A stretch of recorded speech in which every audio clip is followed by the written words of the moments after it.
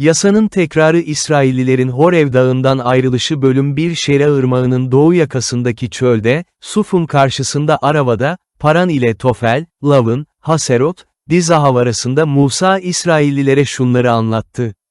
Horev'den Ser Dağı yoluyla Kadeş Barnea'ya gitmek 11 gün sürer.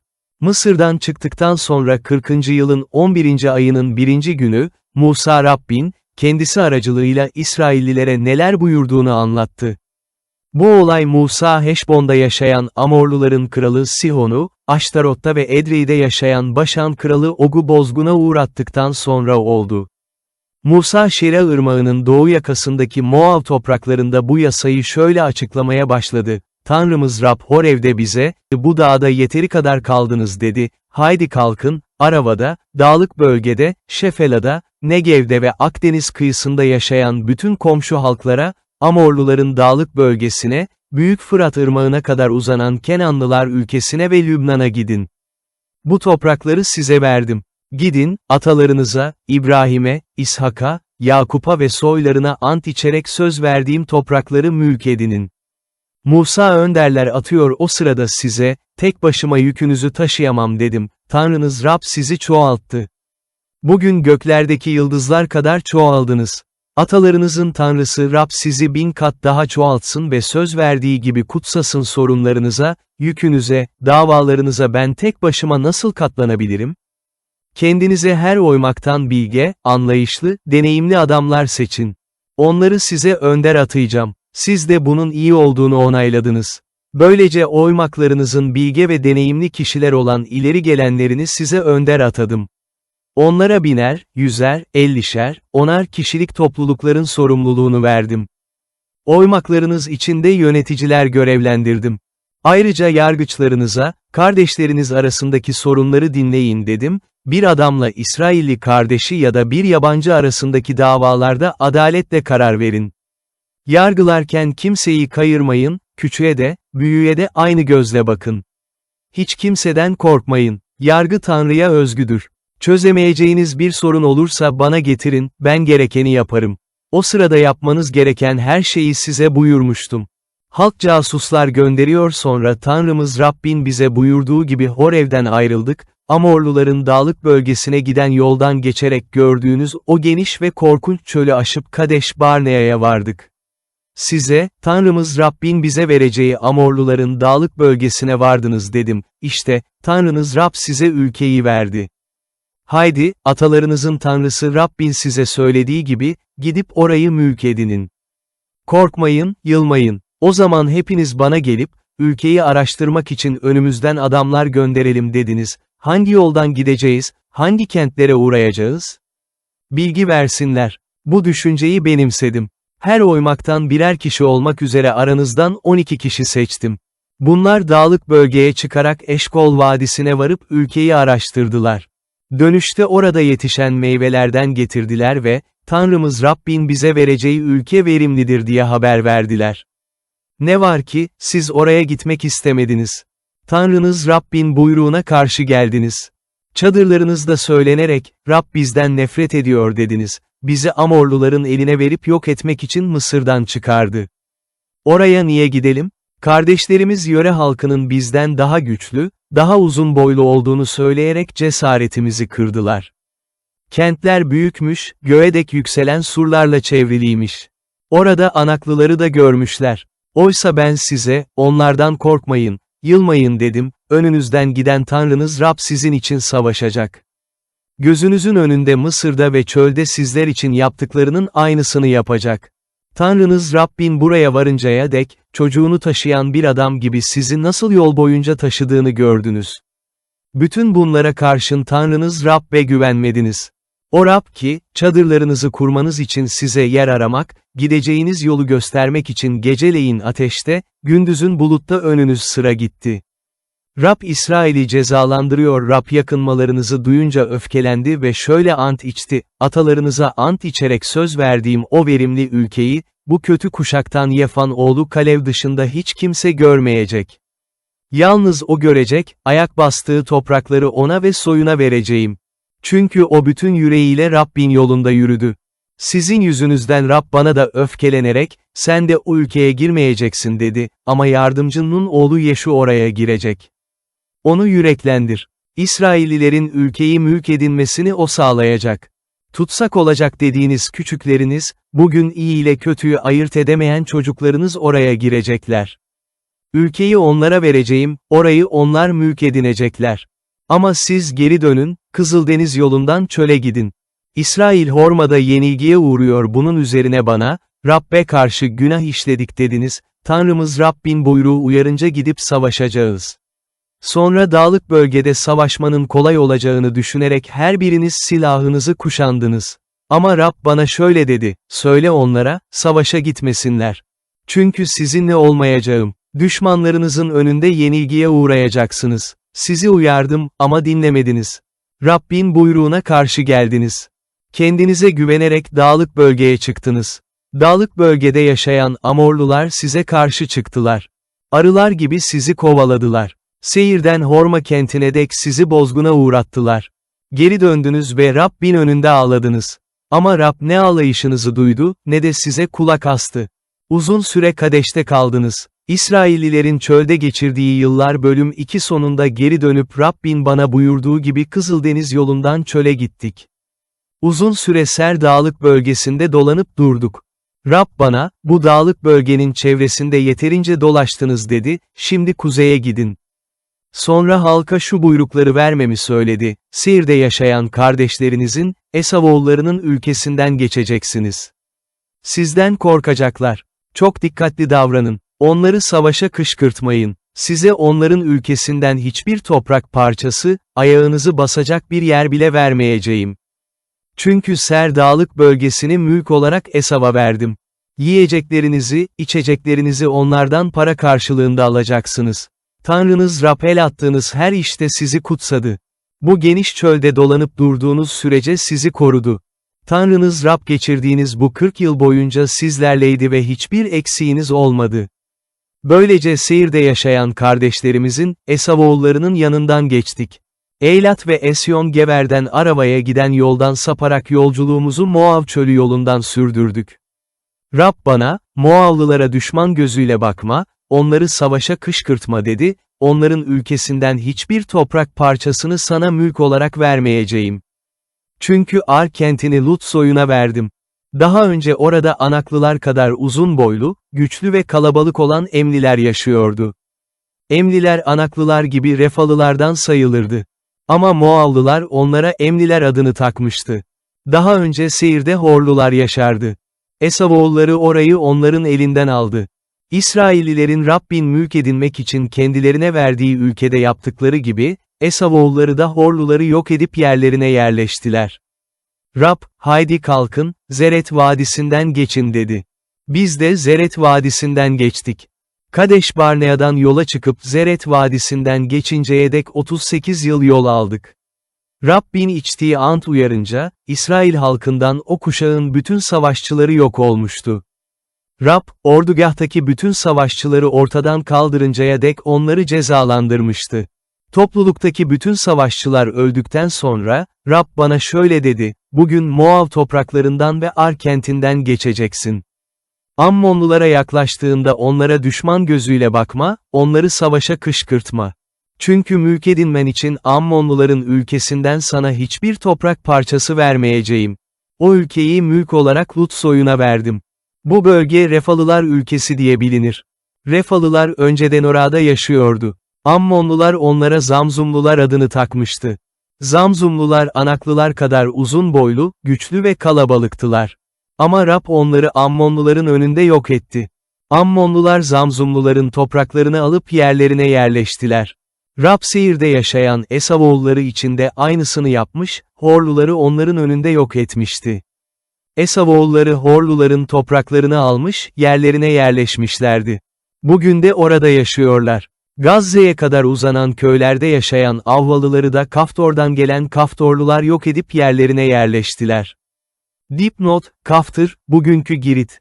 Haydi kalkın Arnon Vadisi'nden geçin işte Heşbon kralı Amorlu Sihon'u ve ülkesini elinize teslim ettim.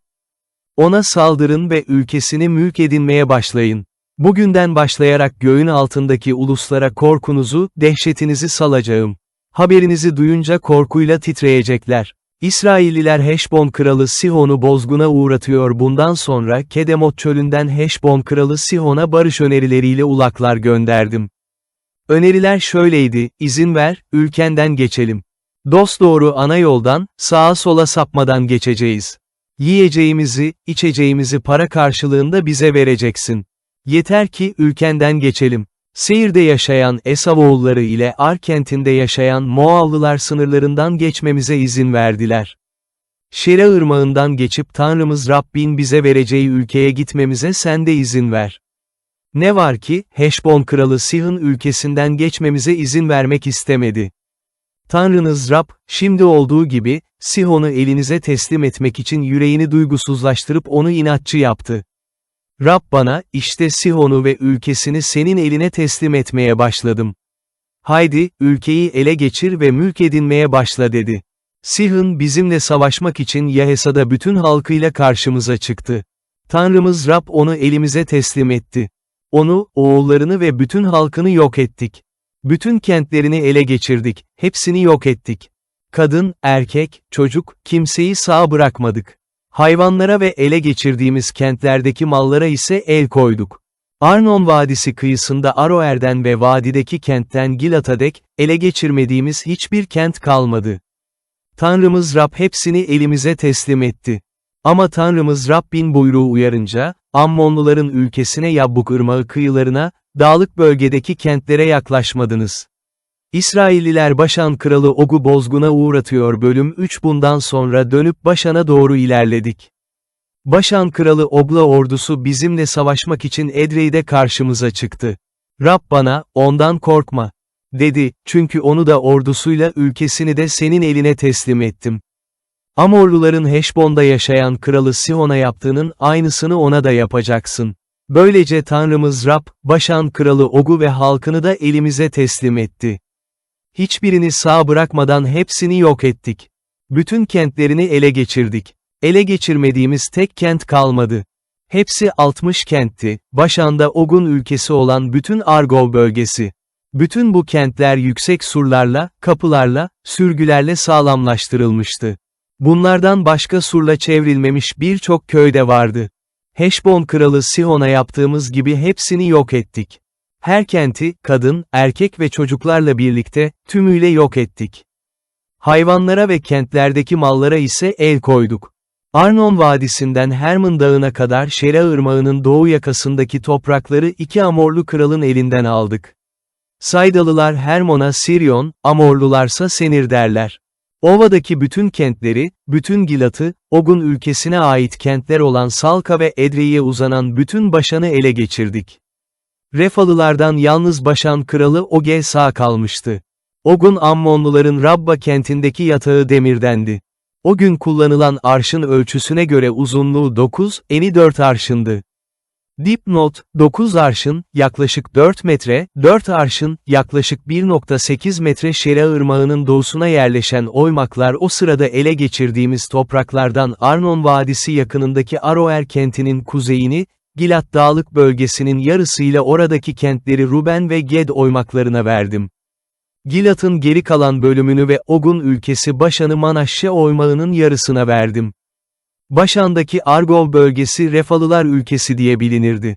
Manaşşe soyundan yer, Geçur ile Maaka sınırına dek uzanan bütün Argov bölgesini aldı. Başan denilen bölgeye kendi adını verdi. Orası bugün de Havvıt Yer diye anılıyor. Dipnot, Havvıt Yer, yerin yerleşim birimleri anlamına gelir.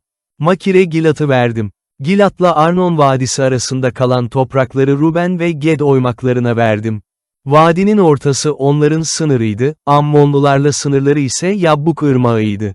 Arava'da da sınır Şera ırmağıydı, Kinnert'ten Arava Lut Gölü'ne, doğuda Piska yamaçlarının aşağısına kadar uzanıyordu. O zaman size şöyle buyruk verdim, Tanrınız Rab mülk edinmek için bu ülkeyi size verdi. Bütün savaşçılarınız silahlı olarak İsrailli kardeşlerinizin önü sıra gitsin. Ancak Rab sizi rahata erdirdiği gibi onları da rahata erdirene ve onlar Tanrınız Rabbin Şera Irmağı'nın karşı yakasında kendilerine vereceği toprakları ele geçirene kadar, kadınlarınız, çocuklarınız ve hayvanlarınız biliyorum, birçok hayvanınız var size verdiğim kentlerde kalsın. Ondan sonra, her biriniz size verdiğim toprağa dönebilir. Rab Musa'nın Kenan ülkesine girmesini yasaklıyor o zaman Yeşu'ya, Tanrın Rabbin bu iki krala neler yaptığını gözlerinle gördün dedim, Rab gideceğin bütün ülkelere aynısını yapacak. Onlardan korkmayın Tanrınız Rab sizin için savaşacak. Sonra Rab'be yalvardım, ey egemen Rab, büyüklüğünü ve güçlü elini bana göstermeye başladın. Gökte ve yerde senin yaptığın yüce işleri yapabilecek başka bir Tanrı yok izin ver de Şera ırmağından geçip karşı yakadaki o verimli ülkeyi, o güzel dağlık bölgeyi ve Lübnan'ı göreyim. Ama Rab sizin yüzünüzden bana öfkelendi, yalvarışıma kulak asmadı. Bana, yeter artık dedi, bir daha bu konudan söz etme bana. Pisga dağına çık, batıya, kuzeye, güneye, doğuya bak. Gözlerinle gör. Çünkü Şera ırmağından geçmeyeceksin. Yeşu'ya görev ver. Onu güçlendir ve yüreklendir. Çünkü bu halk Şera ırmağından onun önderliğinde geçecek. Göreceğin toprakları halka o miras olarak verecek. Böylece Beytiyor'un karşısındaki vadide kaldık. İsraillilerden söz dinlemeleri isteniyor bölüm 4 Şimdi, ey İsrail, size öğrettiğim kurallara, ilkelere kulak verin. Yaşamak, ülkeye girmek ve atalarınızın Tanrısı Rabbin size vereceği toprakları mülk edinmek için bunlara uyun. Size verdiğim buyruklara hiçbir şey eklemeyin, hiçbir şey çıkarmayın. Ama size bildirdiğim Tanrınız Rabbin buyruklarına uyun.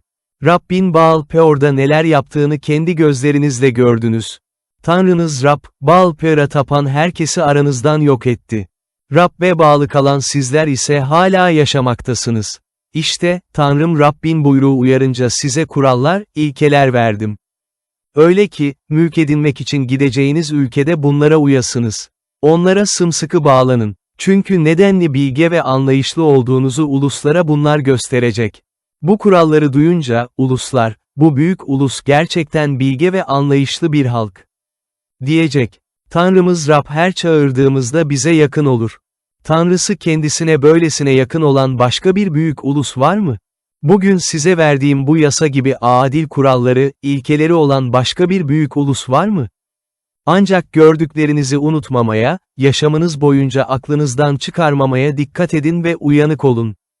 Bunları çocuklarınıza, torunlarınıza anlatın. Horev'de Tanrınız Rabbin önünde durduğunuz günü anımsayın. Rab bana şöyle dedi, sözlerimi dinlemesi için halkı topla.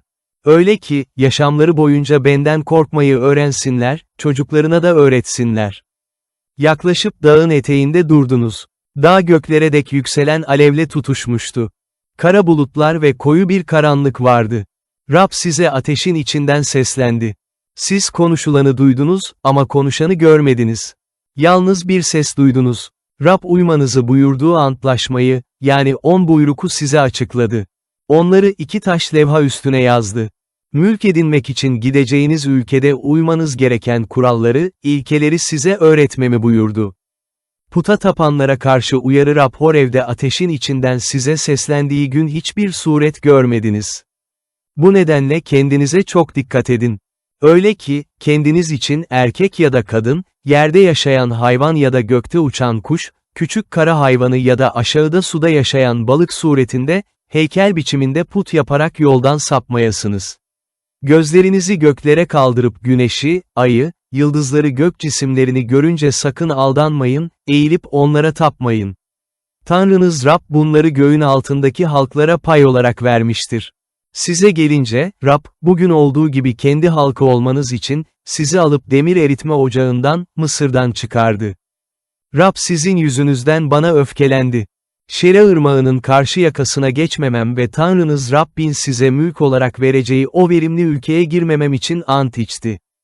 Ben bu toprakta öleceğim. Şera ırmağından geçmeyeceğim. Ama siz karşıya geçecek ve o verimli ülkeyi mülk edineceksiniz. Tanrınız Rabbin sizinle yaptığı antlaşmayı unutmamaya, kendinize Tanrınız Rabbin yasakladığı herhangi bir şeyin suretinde put yapmamaya dikkat edin. Çünkü Tanrınız Rab yakıp yok eden bir ateştir, kıskanç bir tanrıdır. Ülkede uzun zaman oturduktan, çocuk ve torun sahibi olduktan sonra yoldan sapar, kendinize herhangi bir şeyin suretinde put yapar, Tanrınız Rabbin gözünde kötü olanı yaparak onu öfkelendirirseniz, bugün size karşı yeri göğü tanık gösteririm ki, mülk edinmek için Şera ırmağından geçip gideceğiniz ülkede kesinlikle ve çabucak öleceksiniz. Orada uzun süre yaşamayacak, büsbütün yok olacaksınız. Rab sizi başka halkların arasına dağıtacak. Rabbin sizi süreceği ulusların arasında sayıca az olacaksınız. Orada görmeyen, duymayan, yemeyen, koku almayan, insan eliyle yapılmış, ağaçtan, taştan tanrılara tapacaksınız. Ama Tanrınız Rabbi arayacaksınız. Bütün yüreğinizle, bütün canınızla ararsanız, onu bulacaksınız. Sıkıntıya düştüğünüzde ve bütün bu olaylar başınıza geldiğinde, sonunda Tanrınız Rab'be dönecek, onun sözüne kulak vereceksiniz. Çünkü Tanrınız Rab acıyan bir Tanrıdır. Sizi bırakmaz, yok etmez ve atalarınıza ant içerek yaptığı antlaşmayı unutmaz. Siz doğmadan önceki geçmiş günleri, Tanrı'nın yeryüzünde insanı yarattığı günden bu yana geçen zamanı soruşturun. Göklerin bir ucundan öbür ucuna sorun. Bu kadar önemli bir olay hiç oldu mu, ya da buna benzer bir olay duyuldu mu? Ateşin içinden seslenen Tanrı'nın sesini sizin gibi duyup da sağ kalan başka bir ulus var mı? Hiçbir Tanrınız Rabbin Mısır'da gözlerinizin önünde sizin için yaptığı gibi denemelerle, belirtilerle, şaşılası işlerle, savaşla, güçlü ve kudretli elle, büyük ve ürkütücü olaylarla gidip başka bir ulustan kendine bir ulus almaya kalkıştı mı? Bu olaylar Rabbin Tanrı olduğunu ve ondan başkası olmadığını bilesiniz diye size gösterildi. O sizi yola getirmek için gökten size sesini duyurdu. Yeryüzünde size büyük ateşini gösterdi. Ateşin içinden size sözlerini duyurdu. Atalarınızı sevdiği ve onların soyunu seçtiği için sizi büyük gücüyle Mısır'dan kendisi çıkardı. Amacı sizden daha büyük, daha güçlü ulusları önünüzden kovmak, onların ülkelerine girmenizi sağlamak, bugün olduğu gibi mülk edinmeniz için ülkelerini size vermekti. Bunun için, bugün Rabbin yukarıda göklerde, aşağıda yeryüzünde Tanrı olduğunu, ondan başkası olmadığını bilin ve bunu aklınızdan çıkarmayın. Size ve sizden sonra gelen çocuklarınıza iyilik sağlaması ve Tanrınız Rabbin sonsuza dek size vereceği bu topraklarda uzun yıllar yaşamanız için bugün size bildirdiğim Rabbin kurallarına, buyruklarına uyun. Sığınak kentler bundan sonra Musa Şera ırmağının doğusunda 3 kent ayırdı. Öyle ki, önceden kin beslemediği bir komşusunu istemeyerek öldüren biri bu kentlerden birine kaçıp canını kurtarabilsin. Bu kentler şunlardı: Rubenliler için ovadaki kırsal bölgede Beser, Gadlılar için Gilat'taki Ramot, Manaşşeliler için Başan'daki Golan. Yasaya giriş Musa'nın İsraillilere anlattığı yasa budur. Mısır'dan çıktıktan sonra Musa'nın İsraillilere bildirdiği yasalar, kurallar, ilkeler bunlardır. Musa bunları Şera ırmağının doğu yakasında, Beytir karşısındaki vadide bildirdi. Burası daha önce Heşbon'da oturan Amorluların kralı Sihon'a ait topraklardı. Musa ile İsrailliler Mısır'dan çıktıklarında Sihon'u bozguna uğratmışlardı. Onun ve Başan kralı Og'un ülkesini, yani Şera ırmağının doğusunda yaşayan iki Amorlu kralın ülkesini ele geçirmişlerdi. Bu topraklar, Arnon Vadisi kıyısındaki Aroer kentinden Şın, yani Hermon dağına kadar uzanıyor, Pisga dağının eteğindeki Arava gölüne dek uzanan, Şera ırmağının doğu yakasındaki bütün Arava'yı kapsıyordu. 10 buyruk bölüm 5 Musa bütün İsraillileri bir araya toplayarak şöyle dedi: Ey İsrail, bugün size bildireceğim kurallara, ilkelere kulak verin, onları öğrenin ve onlara uymaya dikkat edin. Tanrımız Rab Horev dağında bizimle bir antlaşma yaptı. Rab bu antlaşmayı atalarımızla değil, bizimle, bugün burada sağ kalan hepimizle yaptı. Rab dağda ateşin içinden sizinle yüz yüze konuştu. O zaman Rabbin sözünü size bildirmek için Rab ile sizin aranızda durdum. Çünkü siz ateşten korkup dağa çıkmadınız. Rab şöyle seslendi: Seni Mısır'dan, köle olduğun ülkeden çıkaran Tanrın Rab benim. Benden başka Tanrın olmayacak. Kendine yukarıda gökyüzünde, aşağıda yeryüzünde ya da yer altındaki sularda yaşayan herhangi bir canlıya benzer put yapmayacaksın. Putların önünde eğilmeyecek, onlara tapmayacaksın. Çünkü ben, Tanrın Rab, kıskanç bir Tanrıyım. Benden nefret edenin babasının işlediği suçun hesabını çocuklarından, 3. 4. kuşaklardan sorarım. Ama beni seven, buyruklarıma uyan binlerce kuşağa sevgi gösteririm. Dipnot, kuşağa ya da kişiye. Tanrın Rabbin adını boş yere ağzına almayacaksın. Çünkü Rab, adını boş yere ağzına alanları cezasız bırakmayacaktır. Tanrın Rabbin buyruğu uyarınca Şabat gününü tut ve kutsal say. 6 gün çalışacak, bütün işlerini yapacaksın. Ama 7. gün bana, Tanrın Rabbe Şabat günü olarak adanmıştır. O gün sen, oğlun, kızın, erkek ve kadın kölen, öküzün, eşeğin ya da herhangi bir hayvanın, aranızdaki yabancılar dahil, hiçbir iş yapmayacaksınız. Öyle ki, senin gibi erkek ve kadın kölelerin de dinlensinler. Mısır'da köle olduğunu ve Tanrın Rabbin seni oradan güçlü ve kudretli eliyle çıkardığını anımsayacaksın. Tanrın Rab bu yüzden Şabat gününü tutmanı buyurdu. Tanrın Rabbin buyruğu uyarınca annene babana saygı göster. Öyle ki, ömrün uzun olsun ve Tanrın Rabbin sana vereceği ülkede üzerine iyilik gelsin. Adam öldürmeyeceksin, zina etmeyeceksin, çalmayacaksın, komşuna karşı yalan yere tanıklık etmeyeceksin. Komşunun karısına kötü gözle bakmayacaksın. Komşunun evine, tarlasına, erkek ve kadın kölesine, öküzüne, eşeğine, hiçbir şeyine göz dikmeyeceksin. Rab bu sözleri dağda ateşin, bulutun, koyu karanlığın içinden bütün topluluğunuza yüksek sesle söyledi. Başka bir şey eklemedi. Sonra bunları 2 taş levha üstüne yazıp bana verdi. Dağ alev alev yanarken karanlığın içinden sesi duyduğunuzda bütün oymak başlarınız ve ileri gelenlerinizle bana yaklaştınız. Tanrımız Rab bize yüceliğini ve büyüklüğünü gösterdi dediniz, ateşin içinden sesini duyduk. Bugün Tanrı'nın insanla konuştuğunu ve insanın ölmediğini gördük. Neden şimdi ölelim? Bu büyük ateş bizi yakıp yok edecek. Tanrımız Rabbin sesini bir daha duyarsak öleceğiz. Ateşin içinden seslenen, yaşayan Tanrı'nın sesini bizim gibi duyup da sağ kalan var mı? Sen git, Tanrımız Rabbin söyleyeceklerini dinle. Sonra Tanrımız Rabbin bütün söylediklerini bize anlat. Biz de kulak verip uyacağız. Rab benimle yaptığınız konuşmayı duyunca, şöyle dedi, bu halkın sana neler söylediğini duydum. Bütün söyledikleri doğrudur. Keşke benden korksalardı ve bütün buyruklarıma uymak için her zaman yürekten istekli olsalardı. O zaman kendilerine ve çocuklarına sürekli iyilik gelirdi. Git, çadırlarına dönmelerini söyle. Ama sen burada yanımda dur. Sana bütün buyrukları, kuralları, ilkeleri vereceğim. Bunları halka sen öğreteceksin. Öyle ki, mülk edinmek için kendilerine vereceğim ülkede hepsine uysunlar. Tanrınız Rabbin size buyurduklarına uymaya özen gösterin. Onlardan sağa sola sapmayın. Tanrınız Rabbin size buyurduğu yollarda yürüyün. Öyle ki, mülk edineceğiniz ülkede sağ kalasınız, başarılı ve uzun ömürlü olasınız. En büyük buyruk bölüm 6 Tanrınız Rabbin size öğretmek için bana verdiği buyruklar, kurallar, ilkeler bunlardır. Mülk edinmek için gideceğiniz ülkede onlara uyun.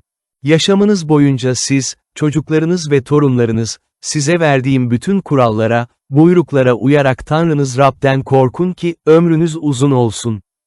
Kulak ver, ey İsrail söz dinleyin ki, üzerinize iyilik gelsin, atalarınızın Tanrısı Rabbin size verdiği söz uyarınca süt ve bal akan ülkede bol bol çoğalasınız.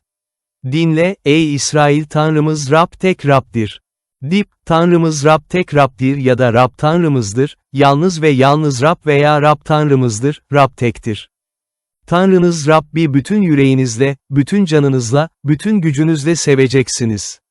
Bugün size verdiğim bu buyrukları aklınızda tutun. Onları çocuklarınıza benimsetin. Evinizde otururken, yolda yürürken, yatarken, kalkarken onlardan söz edin. Bir belirti olarak onları ellerinize bağlayın, alın sargısı olarak takın. Evlerinizin kapı sövelerine, kentlerinizin kapılarına yazın. Söz dinlemezliğe karşı uyarı Tanrınız Rab atalarınıza, İbrahim'e, İshak'a, Yakup'a içtiği ant uyarınca, sizi vereceği ülkeye inşa etmediğiniz büyük ve güzel kentleri, biriktirmediğiniz iyi eşyalarla dolu evleri, siz emek vermeden kazılmış sarnıçları, dikmediğiniz bağları, zeytinlikleri olan ülkeye götürecek. Orada yiyip doyacaksınız. O zaman dikkat edin sizi Mısır'dan, köle olduğunuz ülkeden çıkaran Rabbi unutmayın. Tanrınız Rab'den korkacaksınız, ona kulluk edecek ve onun adıyla ant içeceksiniz. Başka ilahların, çevrenizdeki ulusların taptığı hiçbir ilahın ardınca gitmeyeceksiniz. Çünkü aranızda olan Tanrınız Rab kıskanç bir Tanrıdır. Öfkelenirse sizi yeryüzünden yok eder. Massa'da olduğu gibi, Tanrınız Rabbi denemeyeceksiniz. Tanrınız Rabbin buyruklarına, size verdiği yasalara, kurallara uymaya dikkat edeceksiniz. Rabbin gözünde iyi ve doğru olanı yapacaksınız. Öyle ki, üzerinize iyilik gelsin, Rabbin atalarınıza ant içerek söz verdiği verimli ülkeyi mülk edinesiniz. Rab de sözü uyarınca bütün düşmanlarınızı önünüzden kovacak. Gelecekte çocuklarınız size, Tanrımız Rabbin size verdiği yasaların, kuralların, ilkelerin anlamı nedir? Diye sorunca, onlara şöyle diyeceksiniz, Mısır'da Firavun'un köleleriydik. Rab bizi güçlü eliyle oradan çıkardı. Gözlerimizin önünde Mısır'a, Firavun'a, ailesine karşı belirtiler, büyük ve korkunç işler yaptı. Atalarımıza ant içerek söz verdiği ülkeye götürmek ve orayı bize vermek için bizi Mısır'dan çıkardı. Sürekli üzerimize iyilik gelmesi ve bugün olduğu gibi sağ kalmamız için Tanrımız Rab bütün bu kurallara uymamızı ve kendisinden korkmamızı buyurdu. Tanrımız Rabbin önünde, verdiği bu buyruklara uymaya dikkat edersek, bunu bize doğruluk sayacaktır. Tanrı'nın öz halkı bölüm 7 Tanrınız Rab mülk edinmek üzere gideceğiniz ülkeye sizi götürdüğünde, önünüzden birçok ulusu Hititleri, Girgaşlıları, Amorluları, Kenanlıları, Perizlileri, Hivlileri, Yevusluları, sizden daha büyük ve daha güçlü 7 ulusu kovacak. Tanrınız Rab bu ulusları elinize teslim ettiğinde, onları bozguna uğrattığınızda, tümünü yok etmelisiniz. Bu uluslarla antlaşma yapmayacaksınız, onlara acımayacaksınız. Kız alıp vermeyeceksiniz. Kızlarınızı oğullarına vermeyeceksiniz, oğullarınıza da onlardan kız almayacaksınız. Çünkü onlar oğullarınızı beni izlemekten saptıracak, başka ilahlara tapmalarına neden olacaklardır. O zaman Rab size öfkelenecek ve sizi çabucak yok edecek. Onlara şöyle yapacaksınız, sunaklarını yıkacak, dikili taşlarını parçalayacak, Aşera putlarını devirecek, öbür putlarını yakacaksınız. Siz Tanrınız Rab için kutsal bir halksınız. Tanrınız Rab, öz halkı olmanız için, yeryüzündeki bütün halkların arasından sizi seçti. Rabbin sizi sevmesinin ve seçmesinin nedeni öbür halklardan daha kalabalık olduğunuzdan değil. Siz sayıca öbür halklardan azdınız. Rab size sevgisini göstermek ve atalarınıza ant içerek verdiği sözü yerine getirmek için güçlü eliyle sizi Mısır'dan çıkardı, köle olduğunuz ülkeden, Mısır firavununun elinden sizi kurtardı. Tanrınız Rabbin Tanrı olduğunu bilin. O güvenilir Tanrıdır. Kendisini sevenlerin, buyruklarına uyanların bininci kuşağına kadar antlaşmasına bağlı kalır. Kendisinden nefret edenlere ise üzerlerine yıkım göndererek karşılık verir. Rab kendisinden nefret edene karşılık vermekte gecikmeyecek. Onun için, bugün size bildirdiğim buyruklara, kurallara, ilkelere uymaya dikkat edin. Buyruklara uyanlara verilecek ödül bu ilkeleri dinler, onlara özenle uyarsanız, Tanrınız Rab atalarınıza ant içerek verdiği söz uyarınca sizinle yaptığı antlaşmaya bağlı kalacak. Sizi sevecek, kutsayacak, çoğaltacak. Atalarınıza ant içerek size söz verdiği ülkede rahminizin meyvesini, toprağınızın ürününü tahılını, yeni şarabını, zeytinyağını sığırlarınızın buzağılarını, sürülerinizin kuzularını bereketli kılacak. Öbür halklardan daha çok kutsanmış olacaksınız. Erkekleriniz, kadınlarınız, hayvanlarınız arasında döl vermeyen olmayacak. Rab her türlü hastalığı sizden uzaklaştıracak. Mısır'da gördüğünüz korkunç hastalıklardan hiçbirini size vermeyecek. Bütün bu hastalıkları sizden nefret edenlere verecek. Tanrınız Rabbin elinize teslim edeceği halkların tümünü yok edeceksiniz. Onlara acımayacaksınız. İlahlarına tapmayacaksınız. Çünkü bu sizin için tuzak olacaktır. Bu uluslar bizden daha güçlü. Onları nasıl kovabiliriz? Diye düşünebilirsiniz. Onlardan korkmayacaksınız. Tanrınız Rabbin Firavun'a ve bütün Mısır'a yaptıklarını her zaman anımsayın. Tanrınız Rabbin sizi Mısır'dan çıkarmak için yaptığı büyük denemeleri, belirtileri, şaşılası işleri, güçlü ve kudretli elini gözlerinizle gördünüz. Tanrınız Rab şimdi korktuğunuz bütün bu halklara aynısını yapacaktır. Sizden gizlenerek sağ kalmış olanların üzerine, hepsi yok olana dek eşek arısı gönderecek. Dipnot, eşek arısı, İbranice sözcüğün anlamı kesin bilinmiyor. Dehşet ya da bir çeşit hastalık anlamına da gelebilir. Onlardan yılmayacaksınız. Aranızda olan Tanrınız Rab ulu ve heybetli bir Tanrıdır.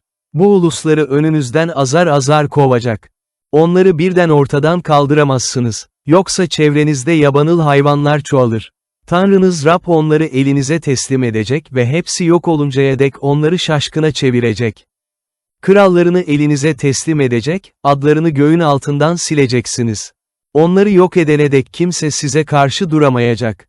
İlahlarını simgeleyen putları yakacaksınız. Üzerlerindeki altına, gümüşe göz dikmeyecek, bunları kendinize ayırmayacaksınız. Öyle ki, tuzağa düşmeyesiniz. Bu putlar Tanrınız Rabbin gözünde iğrençtir. Bu iğrenç şeyleri evinize getirmeyeceksiniz, yoksa siz de onlar gibi yok olursunuz. Onlardan çok nefret edecek, tiksineceksiniz, çünkü onlar yok olmaya mahkumdur. Rabbi unutmayın bölüm 8 Bugün size bildirdiğim buyruklara tam tamına uyun ki, yaşayasınız, çoğalasınız ve gidip Rabbin atalarınıza ant içerek söz verdiği ülkeyi mülk edinesiniz. Tanrınız Rabbin sizi 40 yıl boyunca çölde dolaştırdığı uzun yolculuğu anımsayın. Buyruklarına uyup uymayacağınızı, amacınızın ne olduğunu öğrenmek için sizi sıkıntılara sokarak sınadı. Sizi aç bırakarak sıkıntıya soktu. Sonra sizin de atalarınızın da bilmediği men ile sizi doyurdu. İnsanın yalnız ekmekle yaşamadığını, Rabbin ağzından çıkan her sözle yaşadığını size öğretmek için yaptı bunu. 40 yıl ne giysileriniz eskidi, ne de ayaklarınız şişti. Tanrınız Rabbin, çocuğunu eğiten bir baba gibi, sizi nasıl eğittiğini anlayın. Onun için, Tanrınız Rabbin buyruklarına uyun. Yollarında yürüyün, ondan korkun. Tanrınız Rab sizi verimli bir ülkeye götürüyor. Öyle bir ülke ki, ırmakları, pınarları, derelerden tepelerden çıkan su kaynakları vardır, buğdayı, arpası, üzümü, inciri, narı, zeytinyağı, balı vardır. Sıkıntısız ekmek yiyebileceğiniz, hiçbir şeye gereksinim duymayacağınız bir ülkedir. Öyle bir ülke ki, kayaları demirdir, dağlarından bakır çıkarabilirsiniz. Yiyip doyunca, size verdiği verimli ülke için Tanrınız Rab'be övgüler sunun. Tanrınız Rabbi unutmamaya dikkat edin. Bugün size bildirdiğim buyruklarını, ilkelerini, kurallarını savsaklamayın. Yiyip doyduğunuzda, güzel evler yapıp yerleştiğinizde, sığırlarınız, davarlarınız çoğaldığında, altınınız, gümüşünüz ve her şeyiniz arttığında, böbürlenmemeye ve sizi Mısır'dan, köle olduğunuz ülkeden çıkaran Tanrınız Rabbi unutmamaya dikkat edin. Rab o büyük ve korkunç çölde, zehirli yılanlarla, akreplerle dolu o kurak, susuz toprakta sizi yürüttü. Size sert kayadan su çıkardı. Atalarınızın bilmediği men ile sizi çölde doyurdu. Sizi sıkıntıya soktu, sınadı. Öyle ki, sonunda üzerinize iyilik gelsin. Bu serveti toplayan kendi yeteneğimiz, güçlü elimizdir diye düşünebilirsiniz. Ancak bu serveti toplama yeteneğini size verenin Tanrınız Rab olduğunu anımsayın. Atalarınıza ant içerek yaptığı antlaşmayı sürdürmek amacıyla bugün de bunu yapıyor. Tanrınız Rabbi unutur, başka ilahların ardınca giderseniz, onlara tapar, önlerinde yere kapanırsanız, bugün size açıkça belirtirim ki, tamamen yok olacaksınız. Tanrınız Rab önünüzden ulusları yok ettiği gibi, sözüne kulak vermediğiniz için sizi de yok edecek. Bölüm 9 Ey İsrail, kulak ver bugün sizden daha büyük, daha güçlü ulusların topraklarını mülk edinmek için Şera ırmağından geçeceksiniz. Onların kentleri büyük, surları göğe dek yükseliyor. Bu güçlü, uzun boylu halk Anaklılardır. Onları biliyorsunuz. Kim Anaklılara karşı durabilir? Deyişini duydunuz. Bilin ki, yakıp yok eden ateş olan Tanrınız Rab önünüzden gidecek. Onları ortadan kaldıracak, size boyun eğmelerini sağlayacak. Onları kovacaksınız, Rabbin verdiği söz uyarınca bir çırpıda yok edeceksiniz. Halkın söz dinlemezliği Tanrınız Rab bu ulusları önünüzden kovunca, Rab doğruluğumuzdan ötürü bu ülkeyi mülk edinelim diye bizi buraya getirdi diye düşünmeyin. Çünkü Rab, bu ulusları yaptıkları kötülükler yüzünden önünüzden kovuyor. Onların topraklarını mülk edinmeye gitmenizin nedeni doğruluğunuz, erdeminiz değildir. Tanrınız Rab bu ulusları kötülükleri yüzünden ve atalarınız İbrahim'e, İshak'a, Yakup'a ant içerek verdiği sözü yerine getirmek için önünüzden kovacak. Şunu anlayın ki, Tanrınız Rabbin bu verimli toprakları mülk edinesiniz diye size vermesinin nedeni doğruluğunuz değildir. Çünkü siz dik başlı bir halksınız. Tanrınız Rabbi çölde nasıl kızdırdığınızı anımsayın, hiç unutmayın. Mısır'dan çıktığınız günden buraya varıncaya dek, Rabbe sürekli karşı geldiniz. Horev dağında Rabbi öyle kızdırdınız ki, sizi yok edecek kadar öfkelendi. Daha önce taş levhaları Rabbin sizinle yaptığı antlaşmanın levhalarını almak için dağa çıkmıştım. Orada 40 gün, 40 gece kaldım. Ne yedim, ne içtim. Rab Tanrı parmağıyla yazmış olduğu 2 taş levhayı bana verdi. Bu levhalar, dağda toplandığınız gün Rabbin ateşin içinden size bildirdiği bütün buyrukları içermekteydi. 40 gün, 40 gece sonra Rab bana 2 taş levhayı, antlaşma levhalarını verdi. Haydi, buradan hemen in dedi, çünkü Mısır'dan çıkardığın halkın yoldan çıktı. Onlara buyurduğum yoldan hemen saptılar. Kendilerine dökme bir put yaptılar. Sonra Rab bana, bu halkı gördüm dedi, İşte dik başlı bir halk bırak da onları yok edeyim, adlarını da göğün altından sileyim. Seni onlardan daha güçlü, daha büyük bir ulus kılayım. Dönüp dağdan aşağıya indim. Dağ alev alev yanıyordu. Antlaşmanın 2 levhası 2 elimdeydi. Tanrınız Rabbe karşı günah işlediğinizi gördüm. Kendinize buzağıya benzer bir dökme put yapmıştınız. Rabbin size buyurduğu yoldan hemen sapmıştınız. Bu yüzden 2 levhayı fırlatıp attım, gözünüzün önünde parçaladım. Bir kez daha Rabbin huzurunda bir şey yemeden, içmeden 40 gün 40 gece yere kapanıp kaldım. Çünkü günah işlemiştiniz, Rabbin gözünde kötü olanı yaparak onu öfkelendirmiştiniz. Rabbin kızgın öfkesi karşısında korktum. Öfkesi sizi yok edecek kadar alevlenmişti. Ama Rab yakarışımı yine duydu. Rab Harun'a da onu yok edecek kadar öfkelenmişti. O sırada Harun içinde yakardım. Yaptığınız günahlı nesneyi, o buzağıya benzer dökme putu alıp yaktım. Parçalayıp ince toz haline getirinceye dek ezdim. Sonra tozu dağdan akan dereye attım. Tavera'da, Massa'da, Kivrot Hattava'da da Rabbi öfkelendirdiniz. Dipnot, Kivrot Hattava, özlem mezarları anlamına gelir. Rab sizi Kadeş Barnea'dan gönderirken, gidin, size vereceğim ülkeyi mülk edinin diye buyurmuştu. Sizse Tanrınız Rabbin buyruğuna karşı geldiniz. Ona güvenmediniz, sözüne kulak vermediniz. Sizi tanıdığım günden bu yana Rabbe sürekli karşı geldiniz. Rab sizi yok edeceğini söylediği için, 40 gün 40 gece onun önünde yere kapanıp kaldım. Rabbe şöyle yakardım, ey egemen Rab, büyük kudretinle kurtarıp güçlü elinle Mısır'dan çıkardığın halkını, kendi mirasını yok etme. Kulların İbrahim'i, İshak'ı, Yakup'u anımsa. Bu halkın dik başlılığını, kötülüğünü, günahını dikkate alma. Yoksa bizi çıkardığın ülkenin halkı, Rab söz verdiği ülkeye götüremediği, onlardan nefret ettiği için çölde yok etmek amacıyla onları Mısır'dan çıkardı diyecek. Oysa onlar, büyük güçle ve kudretli elinle Mısır'dan çıkardığın kendi halkın ve mirasındır. Musa buyrukları yeniden alıyor bölüm 10 O zaman Rab bana, öncekiler gibi 2 taş levha kes ve dağa, yanıma çık dedi, ağaçtan bir sandık yap. Parçaladığın önceki levhalara yazılı buyrukları yeni levhalara yazacağım. Sonra onları sandığa koyacaksın. Böylece akasya ağacından bir sandık yaptım. Öncekiler gibi 2 taş levha kestim. 2 levhayı da alıp dağa çıktım.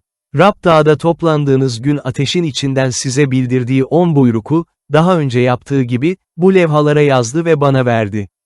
Sonra dönüp dağdan indim. Rabbin buyruğu uyarınca, levhaları yaptığım sandığa koydum. Orada duruyorlar. İsrailliler Yaakanoğullarına ait kuyulardan ayrılıp Mosera'ya gittiler. Harun orada öldü ve gömüldü. Yerine oğlu Elazar kâhin oldu. İsrailliler oradan Gudgoda'ya, sonra da akarsular bölgesi olan Yotvata'ya göç ettiler. O zaman Rab, kendi antlaşma sandığını taşıması, kendisine hizmet etmek üzere önünde durması ve onun adıyla kutsaması için Levililer oymağını ayırdı. Bugün de aynı görevi yapıyorlar. Bu yüzden Levililer kardeşleri olan öbür oymaklar gibi peyf mülk almadılar. Tanrınız Rabbin onlara verdiği söz uyarınca onların mirası Rab'dir. Daha önce yaptığım gibi dağda 40 gün, 40 gece kaldım. Rab yine yakarışımı duydu ve sizi yok etmek istemedi. Sonra, kalk, git dedi, onları atalarına ant içerek söz verdiğim ülkeye götür. Gidip orayı mülk edinsinler. Rab'den korkun şimdi, ey İsrail halkı, Tanrınız Rab sizden ne istiyor? Yalnız şunu istiyor, Tanrınız Rab'den korkun, onun yollarında yürüyün, onu sevin, bütün yüreğinizle, bütün canınızla ona kulluk edin, üzerinize iyilik gelsin diye bugün size bildirdiğim buyruklarına, kurallarına uyun. Gökler de, göklerin gökleri de, yeryüzü ve içindeki her şey Tanrınız Rabbindir. Öyleyken Rab atalarınızı sevdi, onlara bağlandı. Bugün olduğu gibi, onların soyu olan sizleri bütün halkların arasından seçti. Yüreklerinizi Rab'be adayın, bundan böyle dikbaşlı olmayın. Dipnot, yüreklerinizi Rab'be adayın, İbranice yüreklerinizi sünnet edin. Çünkü Tanrınız Rab, tanrıların Tanrısı, Rablerin Rabbidir. O kimseyi kayırmayan, rüşvet almayan, ulu, güçlü, heybetli Tanrıdır. Öksüzlerin, dul kadınların hakkını gözetir. Yabancıları sever, onlara yiyecek, giyecek sağlar. Siz de yabancıları seveceksiniz. Çünkü Mısır'da siz de yabancıydınız. Tanrınız Rab'den korkun, ona kulluk edin. Ona bağlı kalın ve onun adıyla ant için. O övgünüzdür. Gözlerinizle gördüğünüz o büyük, heybetli belirtileri sizin için gerçekleştiren Tanrınızdır. Mısır'a giden atalarınız 70 kişiydi. Şimdi ise Tanrınız Rab sizi göklerdeki yıldızlar kadar çoğalttı. Rabbin büyüklüğü bölüm 11 Tanrınız Rabbi sevin. Uyarılarına, kurallarına, ilkelerine, buyruklarına her zaman uyun.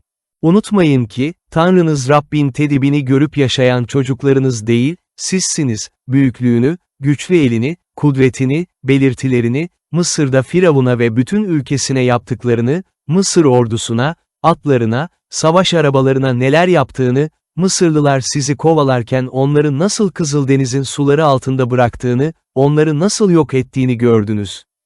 Buraya varıncaya dek Rabbin çölde sizin için neler yaptığını, Ruben oğullarından Eliyav'ın oğulları Datan'la Avöram'a neler ettiğini, bütün İsrail'in gözü önünde yerin nasıl yarıldığını, onları, ailelerini, çadırlarını ve onlara ait her canlıyı nasıl yuttuğunu gören çocuklarınız değil, sizsiniz. Rabbin yaptığı bu büyük işlerin tümünü gören sizsiniz. Bugün size bildirdiğim buyrukların tümüne uyun ki, güçlü olasınız, mülk edinmek üzere Şera ırmağından geçip ülkeyi ele geçiresiniz.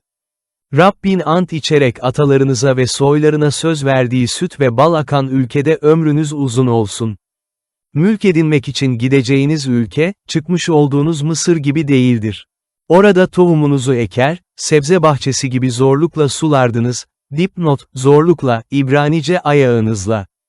Mülk edinmek üzere gideceğiniz ülkenin ise dağları, dereleri vardır. Toprağı gökten yağan yağmurla sulanır. Orası Tanrınız Rabbin kayırdığı bir ülkedir. Tanrınız Rab orayı bütün yıl sürekli gözetir.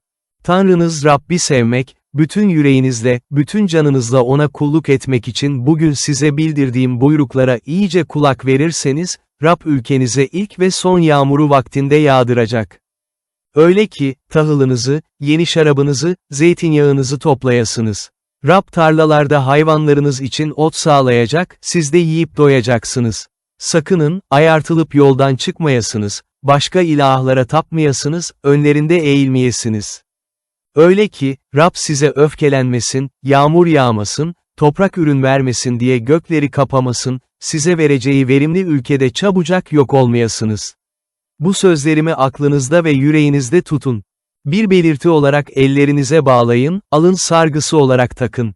Onları çocuklarınıza öğretin. Evinizde otururken, yolda yürürken, yatarken, kalkarken onlardan söz edin.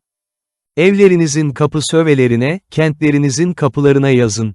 Öyle ki, Rabbin atalarınıza vermeye söz verdiği topraklar üzerinde sizin de, çocuklarınızın da ömrü uzun olsun ve yeryüzünün üstünde gökler olduğu sürece orada yaşayasınız. Uymanız için size bildirdiğim bu buyrukları eksiksiz yerine getirir, Tanrınız Rabbi sever, yollarında yürür, ona bağlı kalırsanız, Rab bu ulusların tümünü önünüzden kovacak. Sizden daha büyük, daha güçlü ulusların topraklarını mülk edineceksiniz. Ayak basacağınız her yer sizin olacak. Sınırlarınız çölden Lübnan'a, Fırat ırmağından Akdeniz'e kadar uzanacak. Hiç kimse size karşı koyamayacak. Tanrınız Rab, size verdiği söz uyarınca, ayak basacağınız her yere dehşetinizi, korkunuzu saçacaktır. Bakın, bugün önünüze kutsamayı ve laneti koyuyorum, bugün size bildirdiğim Tanrınız Rabbin buyruklarına uyarsanız kutsanacaksınız. Ama Tanrınız Rabbin buyruklarını dinlemez, bilmediğiniz başka ilahların ardınca giderek bugün size buyurduğum yoldan saparsanız, lanete uğrayacaksınız. Tanrınız Rab mülk edinmek için gideceğiniz ülkeye sizi götürdüğünde, Gerizim dağında kutsama yapacak, Eval dağında lanet okuyacaksınız. Bu iki dağ Şera ırmağının karşı yakasında, yolun batısında, Arava'da oturan Kenanlılar ülkesinde, Gilgal karşısında, Mor meşeliği yanındadır. Tanrınız Rabbin size vereceği ülkeyi mülk edinmek için Şera ırmağından geçmek üzeresiniz. Orayı ele geçirip yerleştiğinizde, bugün size bildirdiğim bütün kurallara, ilkelere uymaya dikkat edin.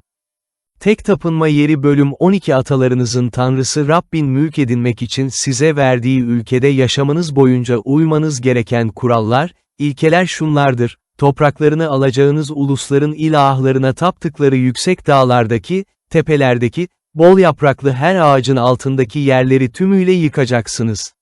Sunaklarını yıkacak, dikili taşlarını parçalayacak, aşera putlarını yakacak, öbür putlarını parça parça edeceksiniz. İlahlarının adlarını oradan sileceksiniz. Siz Tanrınız Rab'be bu biçimde tapmamalısınız. Tanrınız Rabbin adını yerleştirmek için bütün oymaklarınız arasından seçeceği yere, konutuna yönelmeli, oraya gitmelisiniz. Yakmalık sunularınızı, kurbanlarınızı, ondalıklarınızı, bağışlarınızı, dilek adaklarınızı, gönülden verdiğiniz sunuları, sığırlarınızın ve davarlarınızın ilk doğanlarını oraya götüreceksiniz. Orada, sizi kutsayan Tanrınız Rabbin huzurunda, siz de ailelerinizde yiyeceksiniz ve el attığınız her işte sevinç bulacaksınız. Bugün burada yaptığımızı yapmayın, herkes kendi gözünde doğru olanı yapıyor. Çünkü Tanrınız Rabbin size vereceği dinlenme yerine, mülke daha ulaşmadınız. Ama Şera ırmağından geçip Tanrınız Rabbin mülk olarak size vereceği ülkeye yerleşeceksiniz. Rab sizi çevrenizdeki bütün düşmanlarınızdan kurtarıp rahata kavuşturacak. Güvenlik içinde yaşayacaksınız. Tanrınız Rab adını yerleştirmek için bir yer seçecek. Size buyurduğum her şeyi oraya götüreceksiniz: yakmalık sunularınızı, kurbanlarınızı, ondalıklarınızı, bağışlarınızı, Rab'be adadığınız bütün özel adaklarınızı. Siz, oğullarınız, kızlarınız, erkek ve kadın köleleriniz, kentlerinizde yaşayan Levililer Tanrınız Rabbin huzurunda sevineceksiniz. Çünkü Levililerin sizin gibi kendilerine ait payları ve mülkleri yoktur. Yakmalık sunularınızı herhangi bir yerde sunmamaya dikkat edin. Yakmalık sunularınızı Rabbin oymaklarınızın birinde seçeceği yerde sunacaksınız. Size buyurduğum her şeyi orada yapacaksınız. Tanrınız Rabbin sizi kutsadığı ölçüde, yaşadığınız kentlerde dilediğiniz kadar hayvan kesip etini yiyebilirsiniz. Dinsel açıdan temiz ya da kirli kişi, bu eti ceylan ya da geyik eti yer gibi yiyebilir. Ancak kan yemeyeceksiniz. Kanı su gibi toprağa akıtacaksınız.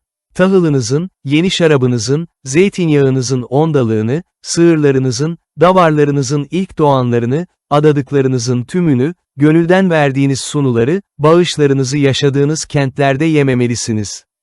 Siz, oğullarınız, kızlarınız, erkek ve kadın köleleriniz, kentlerinizde oturan Levililer bunları Tanrınız Rabbin huzurunda, onun seçeceği yerde yiyeceksiniz. Tanrınız Rabbin huzurunda el attığınız her işte sevinç bulacaksınız.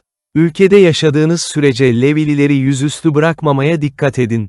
Tanrınız Rab size verdiği söz uyarınca sınırınızı genişlettiğinde, et yemeye istek duyup, et yiyeceğiz derseniz, dilediğiniz kadar et yiyebilirsiniz.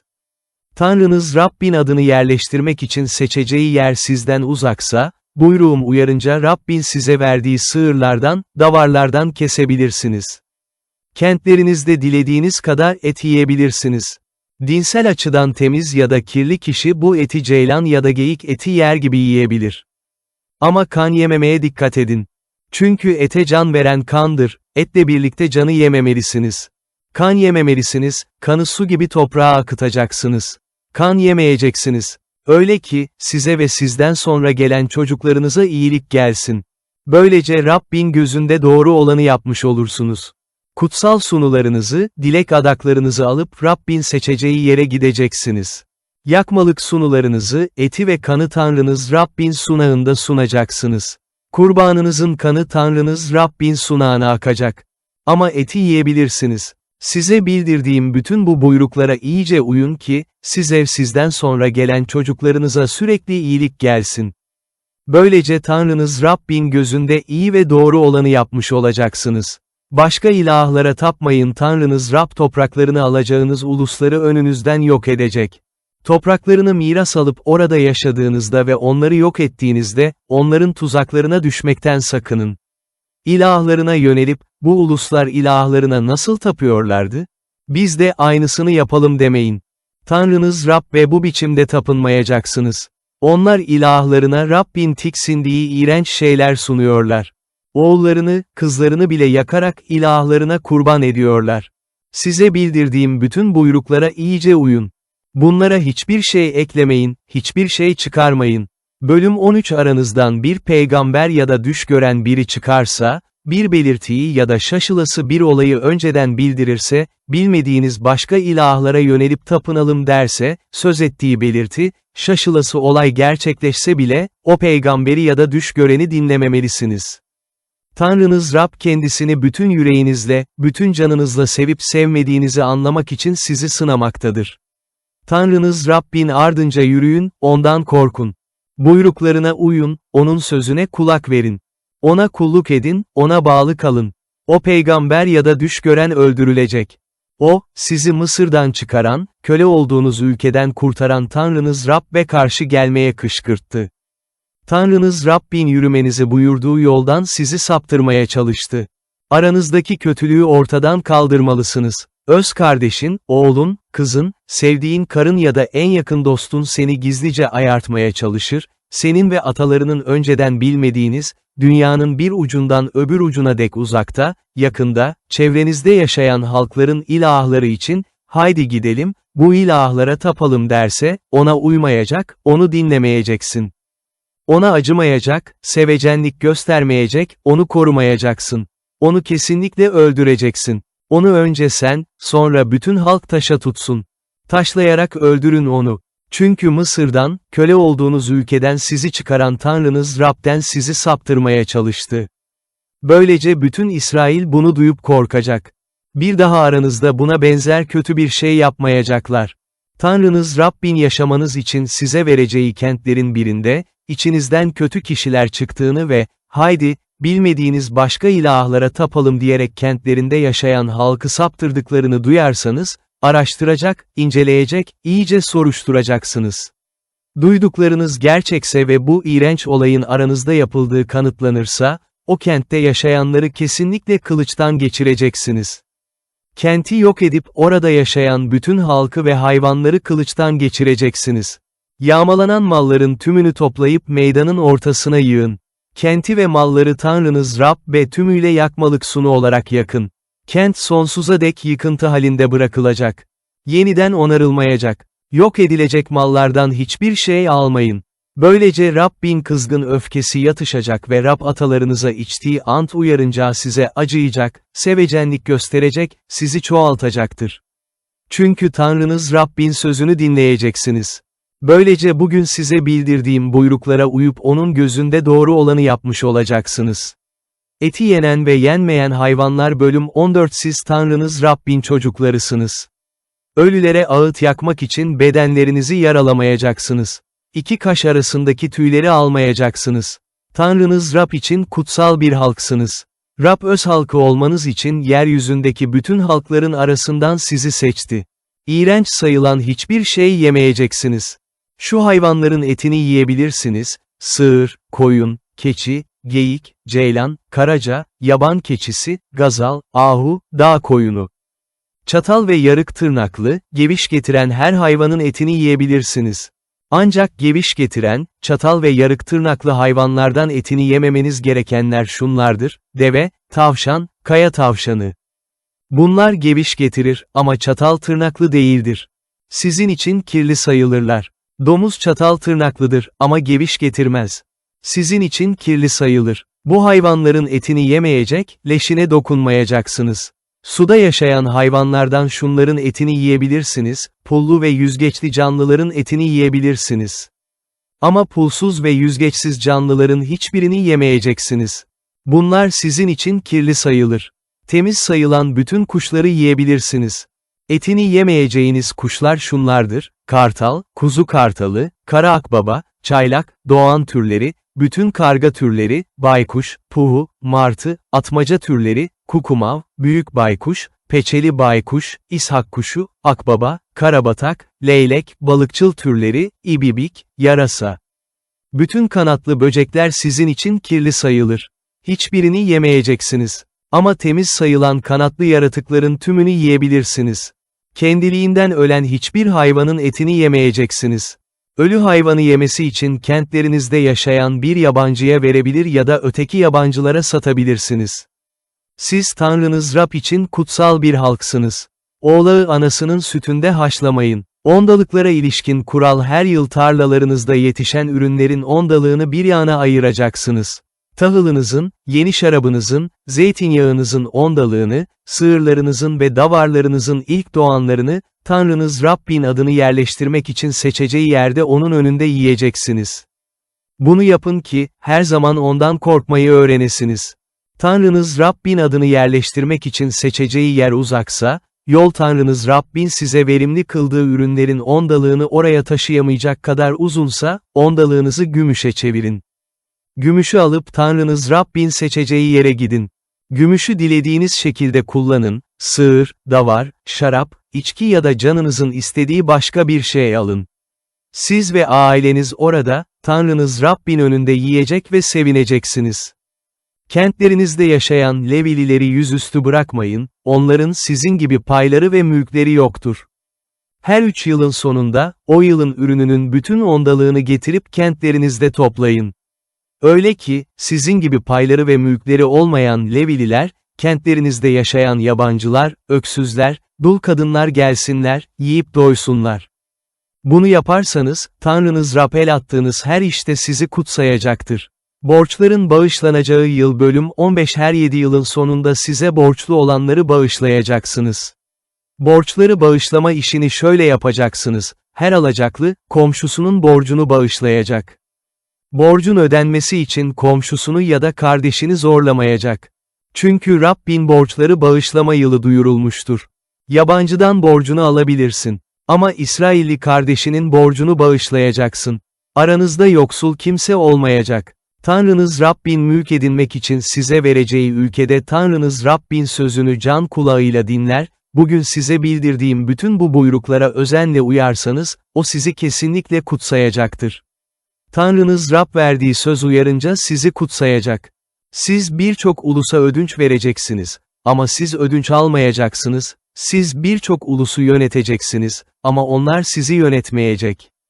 Tanrınız Rabbin size vereceği ülkenin herhangi bir kentinde yaşayan kardeşlerinizden biri yoksulsa, yüreğinizi katılaştırmayın, yoksul kardeşinize eli sıkı davranmayın. Tersine, eliniz açık olsun, gereksinimlerini karşılayacak kadar ona ödünç verin. 7. yıl, borçları bağışlama yılı yakındır diyerek yüreğinizde kötü düşünce barındırmaktan sakının. Öyle ki, yoksul kardeşinize karşı eli sıkı davranıp ona yardım etmekten kaçınmayasınız. Yoksul kardeşiniz sizden Rabbe yakınabilir, siz de günah işlemiş olursunuz. Ona bol bol verin, verirken yüreğinizde isteksizlik olmasın. Bundan ötürü Tanrınız Rab bütün işlerinizde ve el attığınız her şeyde sizi kutsayacaktır. Ülkede her zaman yoksullar olacak. Bunun için, ülkenizde yaşayan kardeşlerinize, yoksullara, gereksinimi olanlara eli açık davranmanızı buyuruyorum. Kölelere yapılacak işlem: eğer İbrani kardeşlerinizden bir erkek ya da kadın size satılırsa, 6 yıl size kölelik edecek, 7. yıl onu özgür bırakacaksınız. Onu özgür bırakırken, eli boş göndermeyin.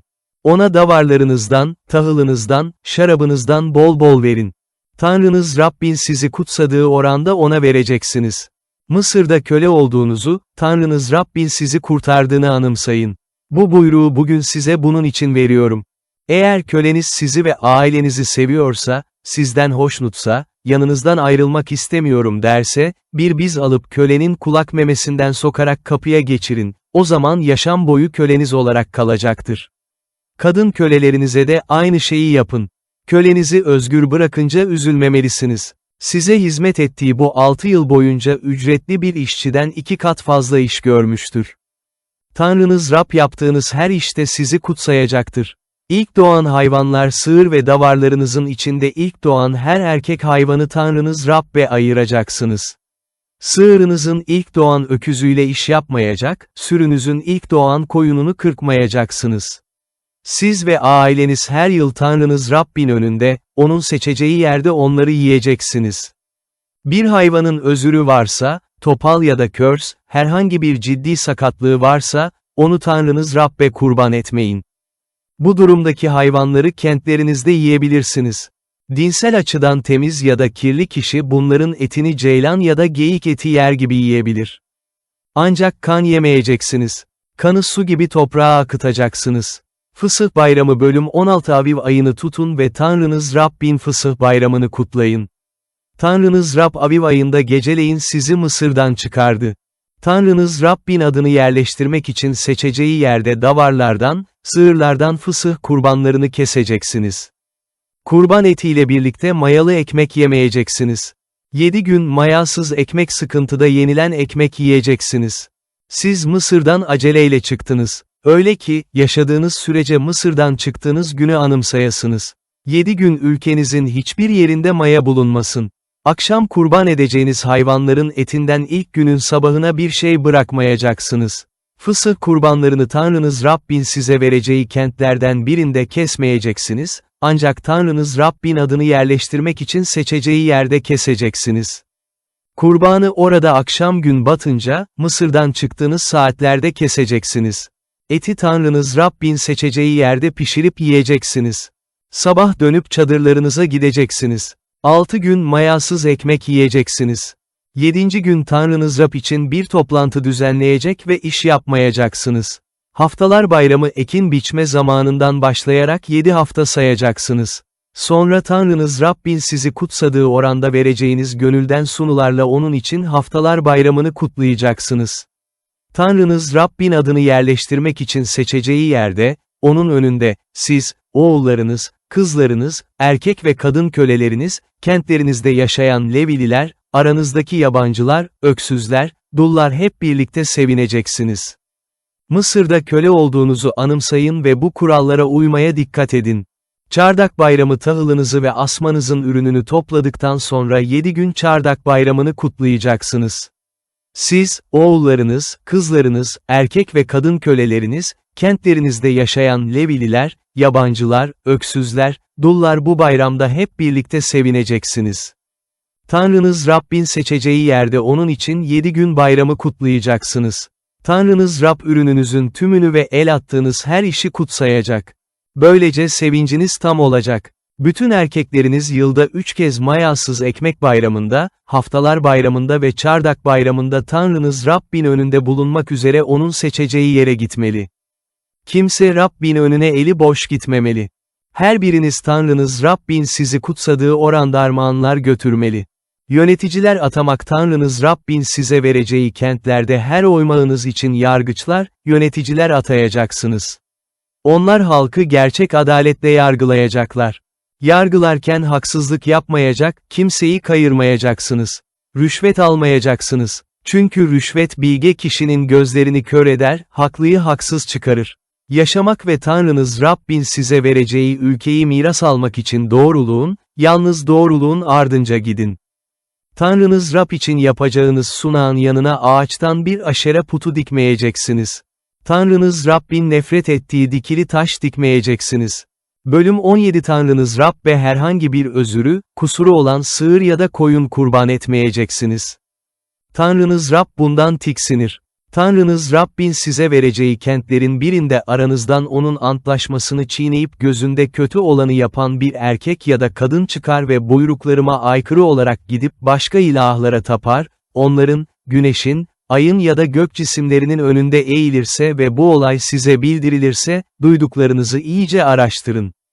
Duyduklarınız doğruysa ve bu iğrenç olayın İsrail'de yapıldığı kanıtlanırsa, Bu kötülüğü yapan erkeği ya da kadını kentinizin kapısına çıkarın ve taşa tutarak öldürün. Ölmesi gereken, 2 ya da 3 kişinin tanıklığıyla öldürülecek, bir kişinin tanıklığıyla öldürülmeyecek.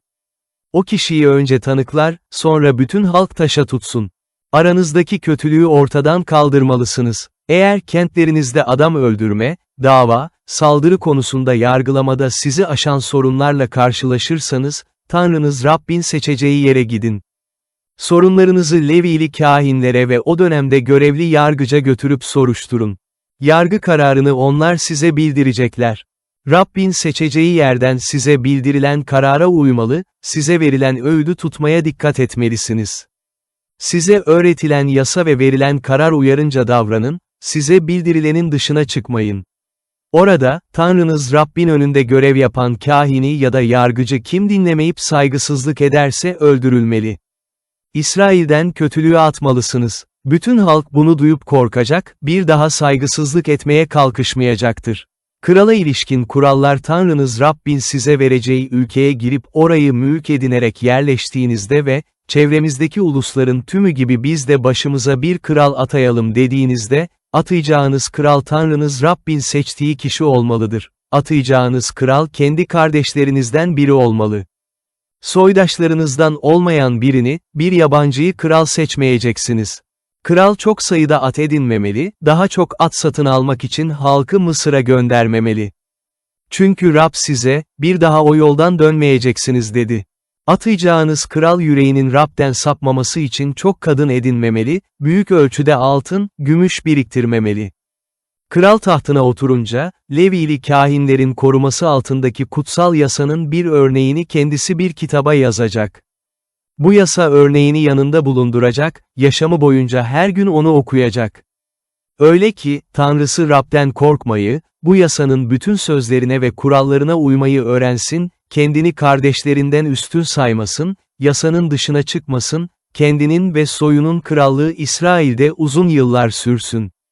Levililerin ve kâhinlerin payı bölüm 18 Levili kâhinlerin, bütün Levi oymağının öbür İsrailliler gibi payı ve mülkü olmayacak.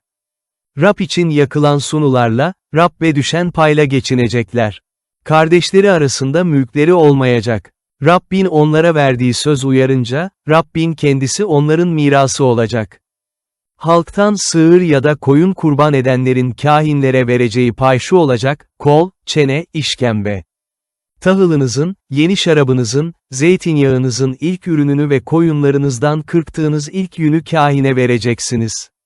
Çünkü Tanrınız Rab, önünde dursunlar, her zaman adıyla hizmet etsinler diye bütün oymaklarınız arasından onu ve oğullarını seçti. Eğer bir Levili, yaşadığı herhangi bir İsrail kentinden Rabbin seçeceği yere kendi isteğiyle gelirse, orada Tanrısı Rabbin önünde duran Levili kardeşleri gibi Rabbin adıyla hizmet edebilir. Aile mülkünün satışından eline geçen para dışında, eşit pay olarak bölüşecekler. Ulusların iğrenç töreleri Tanrınız Rabbin size vereceği ülkeye girdiğinizde, oradaki ulusların iğrenç törelerini öğrenip uygulamayın. Aranızda oğlunu ya da kızını ateşte kurban eden, falcı, büyücü, muskacı, medyum, ruh çağıran ya da ölülerin ruhlarına danışan kimse olmasın. Dipnot falcı sözcüğü İbranice'deki 3 ayrı terimin karşılığı olarak kullanılıyor. Bu 3 terim falcılığın değişik türlerini içerir. Çünkü Rab bunları yapanlardan tiksinir. Tanrınız Rab, bu iğrenç töreleri yüzünden bu ulusları önünüzden kovacaktır. Tanrınız Rabbin önünde yetkin olun. Peygamber hakkında ülkelerini alacağınız uluslar büyücülerin, falcıların öğüdüne kulak verirler. Ama Tanrınız Rab buna izin vermiyor. Tanrınız Rab size aranızdan, kendi kardeşlerinizden benim gibi bir peygamber çıkaracak. Onu dinleyin. Horev'de toplandığınız gün Tanrınız Rab'den şunu dilemiştiniz, bir daha ne Tanrımız Rabbin sesini duyalım, ne de o büyük ateşi görelim, yoksa ölürüz. Rab bana, söyledikleri doğrudur dedi. Onlara kardeşleri arasından senin gibi bir peygamber çıkaracağım. Sözlerimi onun ağzından işiteceksiniz. Kendisine buyurduklarımın tümünü onlara bildirecek. Adıma konuşan peygamberin ilettiği sözleri dinlemeyeni ben cezalandıracağım. Ancak, kendisine buyurmadığım bir sözü benim adıma söylemeye kalkışan ya da başka ilahlar adına konuşan peygamber öldürülecektir. Bir sözün Rab'den olup olmadığını nasıl bilebiliriz? Diye düşünebilirsiniz. Eğer bir peygamber Rabbin adına konuşur, ama konuştuğu söz yerine gelmez ya da gerçekleşmezse, o söz Rab'den değildir. Peygamber saygısızca konuşmuştur. Ondan korkmayın. Sığınak Kentler Bölüm 19 Tanrınız Rab ülkelerini size vereceği ulusları yok ettiğinde ve siz bu ülkeleri mülk edinip kentlerine ve evlerine yerleştiğinizde, Tanrınız Rabbin mülk edinmek için size vereceği ülkenin ortasında kendiniz için 3 kent ayıracaksınız. Bu kentlere giden yollar yapacak, Tanrınız Rabbin mülk olarak size vereceği ülkeyi 3 bölgeye ayıracaksınız. Öyle ki, birini öldüren bu kentlerden birine kaçabilsin. Birini öldürüp de canını kurtarmak için oraya kaçan kişiyle ilgili kural şudur: biri, önceden kin beslemediği komşusunu istemeyerek öldürürse, örneğin odun kesmek üzere komşusuyla ormana gidip ağacı kesmek için baltayı vurduğunda balta demiri saptan çıkar, komşusuna çarpar, komşusu ölürse, ölüme neden olan kişi bu kentlerden birine kaçıp canını kurtarsın.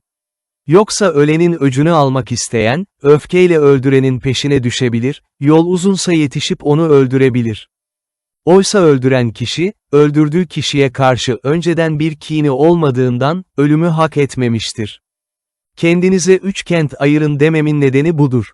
Tanrınız Rabbi sevmek, her zaman onun yollarında yürümek için bugün size bildirdiğim bütün bu buyruklara uyarsanız, Tanrınız Rab atalarınıza içtiği ant uyarınca sınırınızı genişletir ve onlara söz verdiği bütün ülkeyi size verirse, kendinize 3 kent daha ayırın. Öyle ki, Tanrınız Rabbin mülk olarak size vereceği ülkede suçsuz kanı dökülmesin ve siz de kan dökmekten suçlu olmayasınız. Komşusuna kin besleyen biri pusuya yatar, saldırıp onu öldürür, sonra da bu kentlerden birine kaçarsa, kentinin ileri gelenleri peşinden adam gönderip onu kaçtığı kentten geri getirecekler. Öldürülmesi için, ölenin öcünü almak isteyen kişiye teslim edecekler. Ona acımayacaksınız. İsrail'i suçsuz kanı dökme günahından arındırmalısınız ki, üzerinize iyilik gelsin. Tanrınız Rabbin mülk edinmek için size vereceği ülkede payınıza düşen mirasta komşunuzun önceden belirlenen sınırını değiştirmeyeceksiniz. Tanıklar hakkında herhangi bir suç ya da günah konusunda birini suçlu çıkarmak için bir tanık yetmez. Her sorun 2 ya da 3 tanığın tanıklığıyla açıklığa kavuşturulacaktır. Eğer yalancı bir tanık kötü amaçla birini suçlarsa, aralarında sorun olan 2 kişi Rabbin önünde kâhinlerin ve o dönemde görevli yargıçların önüne çıkarılmalı. Yargıçlar sorunu iyice araştıracaklar. Eğer tanığın kardeşine karşı yalancı tanıklık yaptığı ortaya çıkarsa, kardeşine yapmayı tasarladığını kendisine yapacaksınız. Aranızdaki kötülüğü ortadan kaldırmalısınız. Geri kalanlar olup bitenleri duyup korkacaklar, bir daha aranızda buna benzer kötü bir şey yapmayacaklar. Acımayacaksınız, cana can, göze göz, dişe diş, ele el, ayağa ayak. Savaşa gidince Bölüm 20 Düşmanlarınızla savaşmaya gittiğinizde, atlar, savaş arabaları ve sizden daha kalabalık bir ordu görürseniz onlardan korkmayın. Sizi Mısır'dan çıkaran Tanrınız Rab sizinledir. Savaşa başlamadan önce kâhin gelip askerlere seslenecek. Onlara şöyle diyecek: Ey İsrailliler, dinleyin, bugün düşmanlarınızla savaşmaya gidiyorsunuz. Cesaretinizi yitirmeyin, korkmayın. Onlardan yılmayın, ürkmeyin. Çünkü sizi zafere kavuşturmak üzere sizinle birlikte düşmanlarınıza karşı savaşmaya gelen Tanrınız Rab'dir. Görevliler askerlere şöyle diyecekler: Yeni ev yapıp da içinde oturmayan biri var mı? Evine geri dönsün. Yoksa savaşta ölebilir, evine bir başkası yerleşir. Bağ dikip de üzümünü toplamayan var mı? Evine dönsün. Olur ya, savaşta ölür, üzümü bir başkası toplar. Bir kızla nişanlanıp da evlenmeyen var mı? Evine dönsün. Belki savaşta ölür, kızı başka biri alır. Görevliler konuşmalarını şöyle sürdürecekler: Aranızda korkan, cesaretini yitiren var mı? Evine dönsün. Öyle ki, kardeşlerinin yürekleri onunki gibi ürpermesin. Görevliler askerlere seslenmeyi bitirince, orduya komutanlar atayacaklar. Bir kente saldırmadan önce, kent halkına barış önerin. Barış önerinizi benimser, kapılarınız size açarlarsa, kentte yaşayanların tümü sizin için angaryasına çalışacak, size hizmet edecekler. Ama barış önerinizi geri çevirir, sizinle savaşmak isterlerse, kenti kuşatın. Tanrınız Rab kenti elinize teslim edince, orada yaşayan bütün erkekleri kılıçtan geçirin. Kadınları, çocukları, hayvanları ve kentteki her şeyi yağmalayabilirsiniz. Tanrınız Rabbin size verdiği düşman malını kullanabilirsiniz. Yakınınızdaki uluslara ait olmayan sizden çok uzak kentlerin tümüne böyle davranacaksınız. Ancak Tanrınız Rabbin miras olarak size vereceği bu halkların kentlerinde soluk alan hiçbir canlıyı yaşatmayacaksınız. Tanrınız Rabbin size buyurduğu gibi, onları Hitit, Amor, Kenan, Periz, Hiv ve Yevus halklarını tümüyle yok edeceksiniz. Öyle ki, ilahlarına taparken yaptıkları iğrençliklere uymayı size öğretemesinler, siz de Tanrınız Rabbe karşı günah işlemeyesiniz. Bir kentle savaşırken, kenti ele geçirmek için kuşatma uzun sürerse, ağaçlarına balta vurup yok etmeyeceksiniz. Ağaçların ürünlerini yiyebilirsiniz, ama onları kesmeyeceksiniz. Çünkü kırdaki ağaçlar insan değil ki kuşatma altına alasınız. Yalnız ürün vermediğini bildiğiniz ağaçları kesip yok edebilirsiniz. Sizinle savaşan kenti ele geçirene dek kesilen ağaçları kuşatma işinde kullanabilirsiniz. Kimin öldürdüğü bilinmeyen ölüler bölüm 21 Tanrınız Rabbin mülk edinmek için size vereceği ülkede, kırda yere düşmüş, kimin öldürdüğü bilinmeyen birini görürseniz, ileri gelenleriniz ve yargıçlarınız gidip ölünün çevredeki kentlere olan uzaklığını ölçsünler. Ölüye en yakın kentin ileri gelenleri işe koşulmamış, boyunduruk takmamış bir düve alacaklar. Düveyi toprağı sürülmemiş, ekilmemiş ve içinde sürekli akan bir dere olan bir vadiye getirecekler. Orada, derede düvenin boynunu kıracaklar.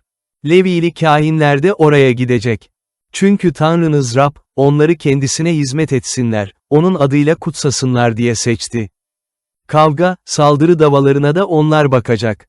Ölüye en yakın kentin ileri gelenleri, derede boynu kırılan düvenin üzerinde ellerini yıkayacaklar. Sonra şöyle bir açıklama yapacaklar, bu kanı ellerimiz dökmedi, kimin yaptığını gözlerimiz de görmedi. Ya Rab, kurtardığın halkın İsraillileri bağışla. Halkını dökülen suçsuz kanından sorumlu tutma. Böylece kan dökme günahından bağışlanacaklar. Rabbin gözünde doğru olanı yapmakla, suçsuz kanı dökme günahından arınacaksınız. Tutsak bir kadınla evlenmek düşmanlarınızla savaşmaya çıktığınızda ve Tanrınız Rab onları elinize teslim ettiğinde, tutsaklar alır ve aralarında sevdiğiniz güzel bir kadın görürseniz, onu kendinize eş olarak alabilirsiniz. Onu evinize götürün. Başını tıraş etsin, tırnaklarını kessin. Üzerinden tutsaklık giysilerini çıkarsın. Evinizde otursun. Anne babası için bir ay yas tutsun. Sonra kadını alan kişi onunla yatabilir. Erkek ona koca, kadın da ona karı olacak. Kadından hoşnut kalmazsa, onu özgür bıraksın. Kadınla yattığı için onu parayla satmasın, ona köle gibi davranmasın. İlk oğulluk hakkı eğer bir adamın iki karısı varsa, birini seviyor, öbüründen hoşlanmıyorsa, iki kadın da kendisine oğullar doğurmuşsa, ilk oğul hoşlanmadığı kadının oğluysa, adam malını miras olarak oğullarına bölüştürdüğü gün sevdiği kadının oğlunu kayırıp ona ilk oğulluk hakkını veremez. Hoşlanmadığı kadının oğlunu ilk doğan oğul olarak tanıyacak ve ona bütün malından 2 pay verecektir.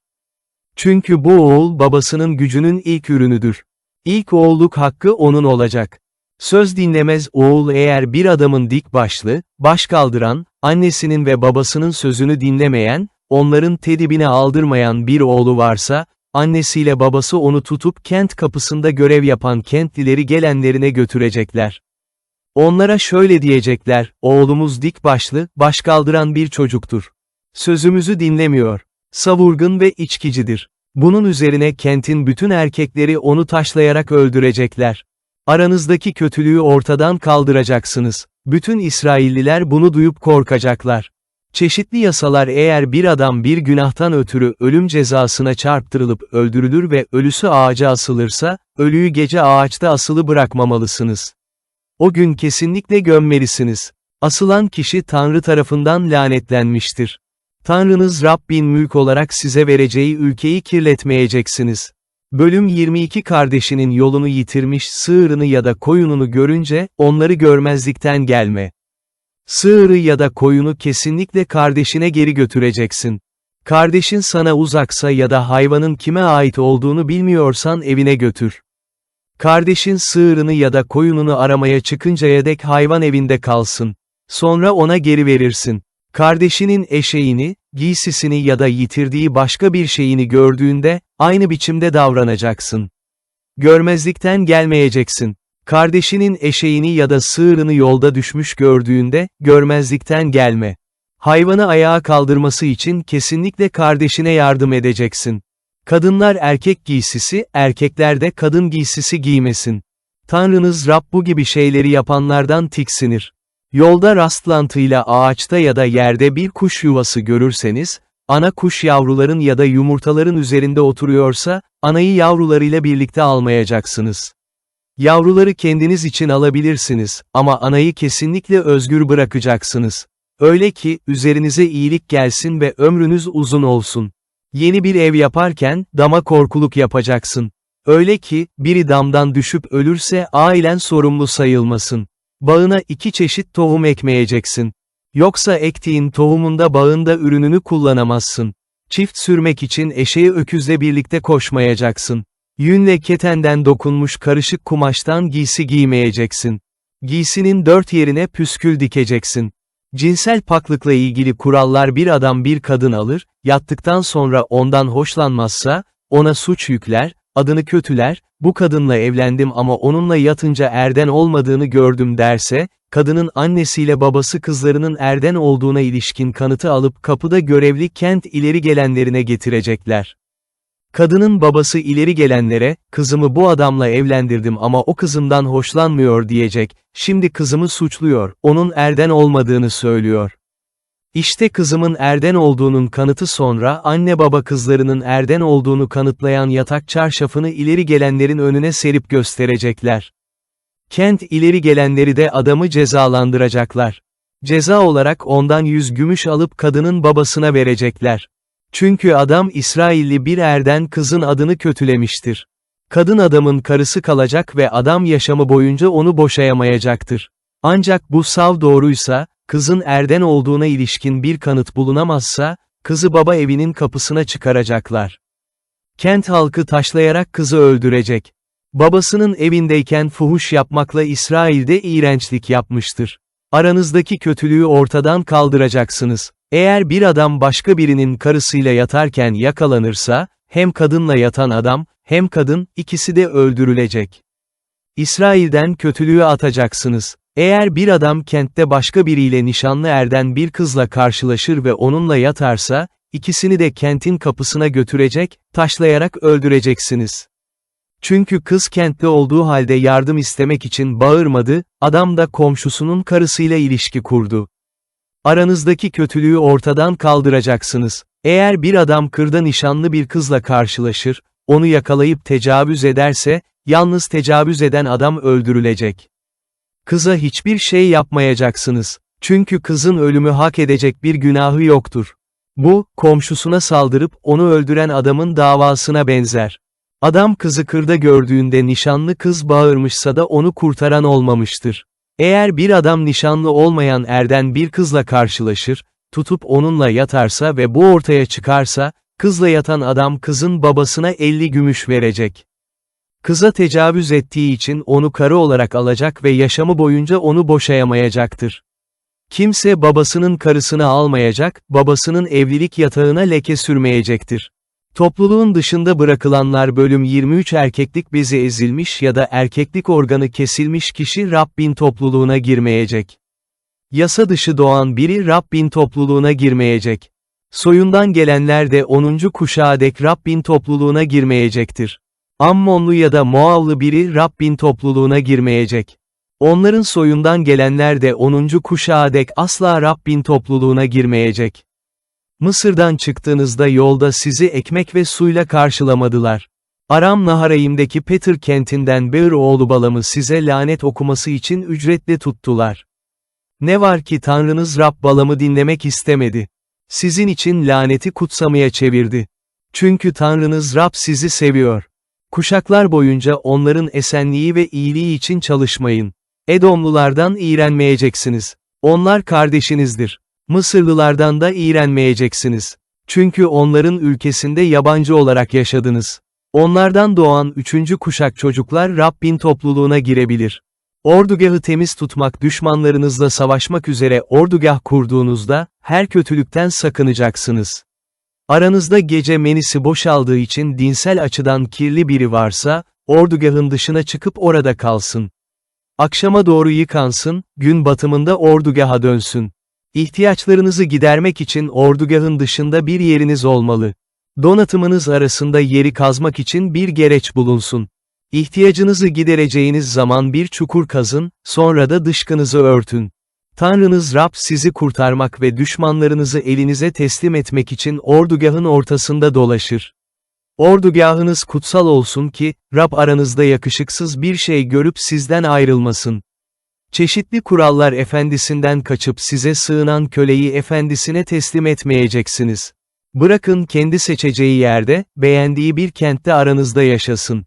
Ona baskı yapmayacaksınız. Putperest törenlerinde fuhuş yapan İsrailli bir kadın ya da erkek olmasın. Fuhuş yapan kadın ya da erkeğin kazancını adak olarak Tanrınız Rabbin tapınağına götürmeyeceksiniz. İkisi de Tanrınız Rabbin gözünde iğrençtir. Dipnot, erkeğin, İbranice köpeğin, demektir kardeşinize para, yiyecek ya da faiz getiren başka bir şey ödünç verdiğinizde, ondan faiz almayacaksınız. Yabancıdan faiz alabilirsiniz ama kardeşinizden almayacaksınız. Böyle yapın ki, mülk edinmek için gideceğiniz ülkede el attığınız her işte Tanrınız Rab sizi kutsasın. Tanrınız Rab'be bir dilek adağı adadığınızda yerine getirmeyi savsaklamayın. Tanrınız Rab sizden kesinlikle bunu isteyecektir. Yerine getirmezseniz size günah sayılacaktır. Ama adak adamaktan çekinirsen günah sayılmaz. Ağzınızdan çıkanı yapmaya dikkat edin. Çünkü Tanrınız Rab ve adağı gönülden adadınız. Komşunuzun bağına girdiğinizde doyuncaya dek üzüm yiyebilirsiniz, ama torbanıza koymayacaksınız. Komşunuzun ekin tarlasına girdiğinizde elinizle başak koparabilirsiniz, ama ekinlere orak salmayacaksınız.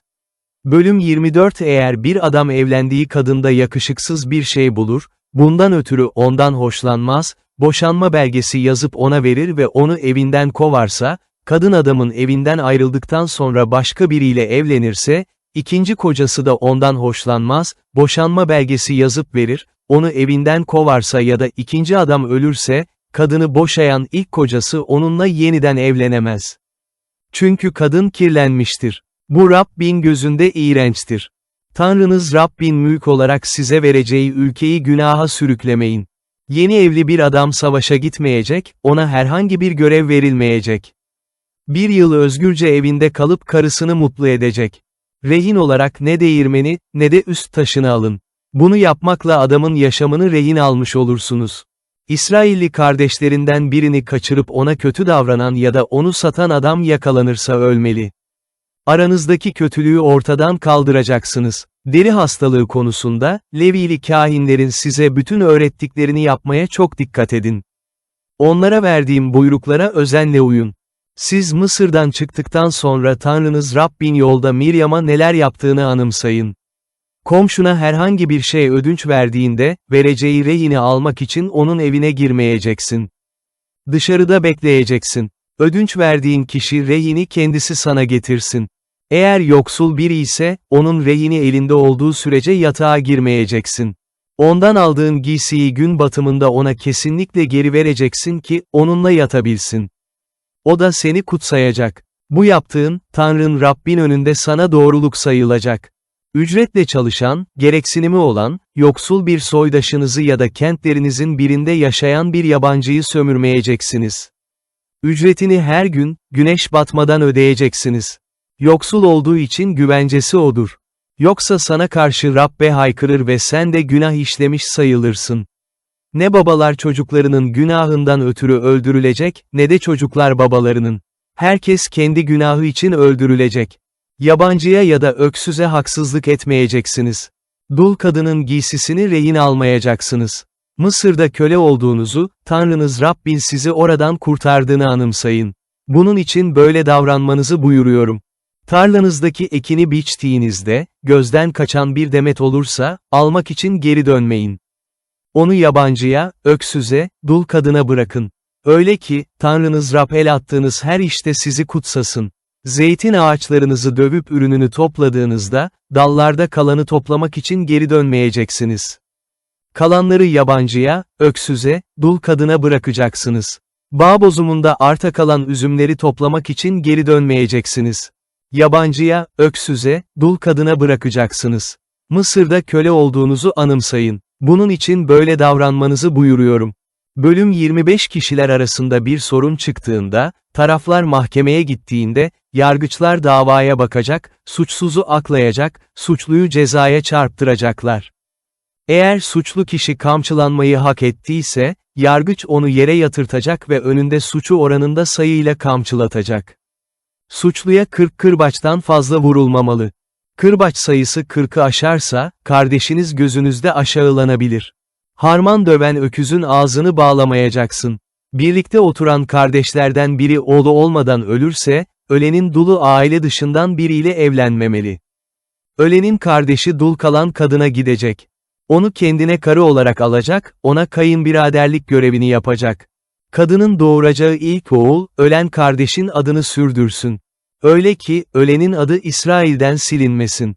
Ama adam kardeşinin dul karısıyla evlenmek istemiyorsa, dul kadın kent kapısında görev yapan ileri gelenlere gidip şöyle diyecek, kayınbiraderim İsrail'de kardeşinin adını yaşatmayı kabul etmiyor. Bana kayınbiraderlik görevini yapmak istemiyor. Kentin ileri gelenleri adamı çağırıp onunla konuşacaklar.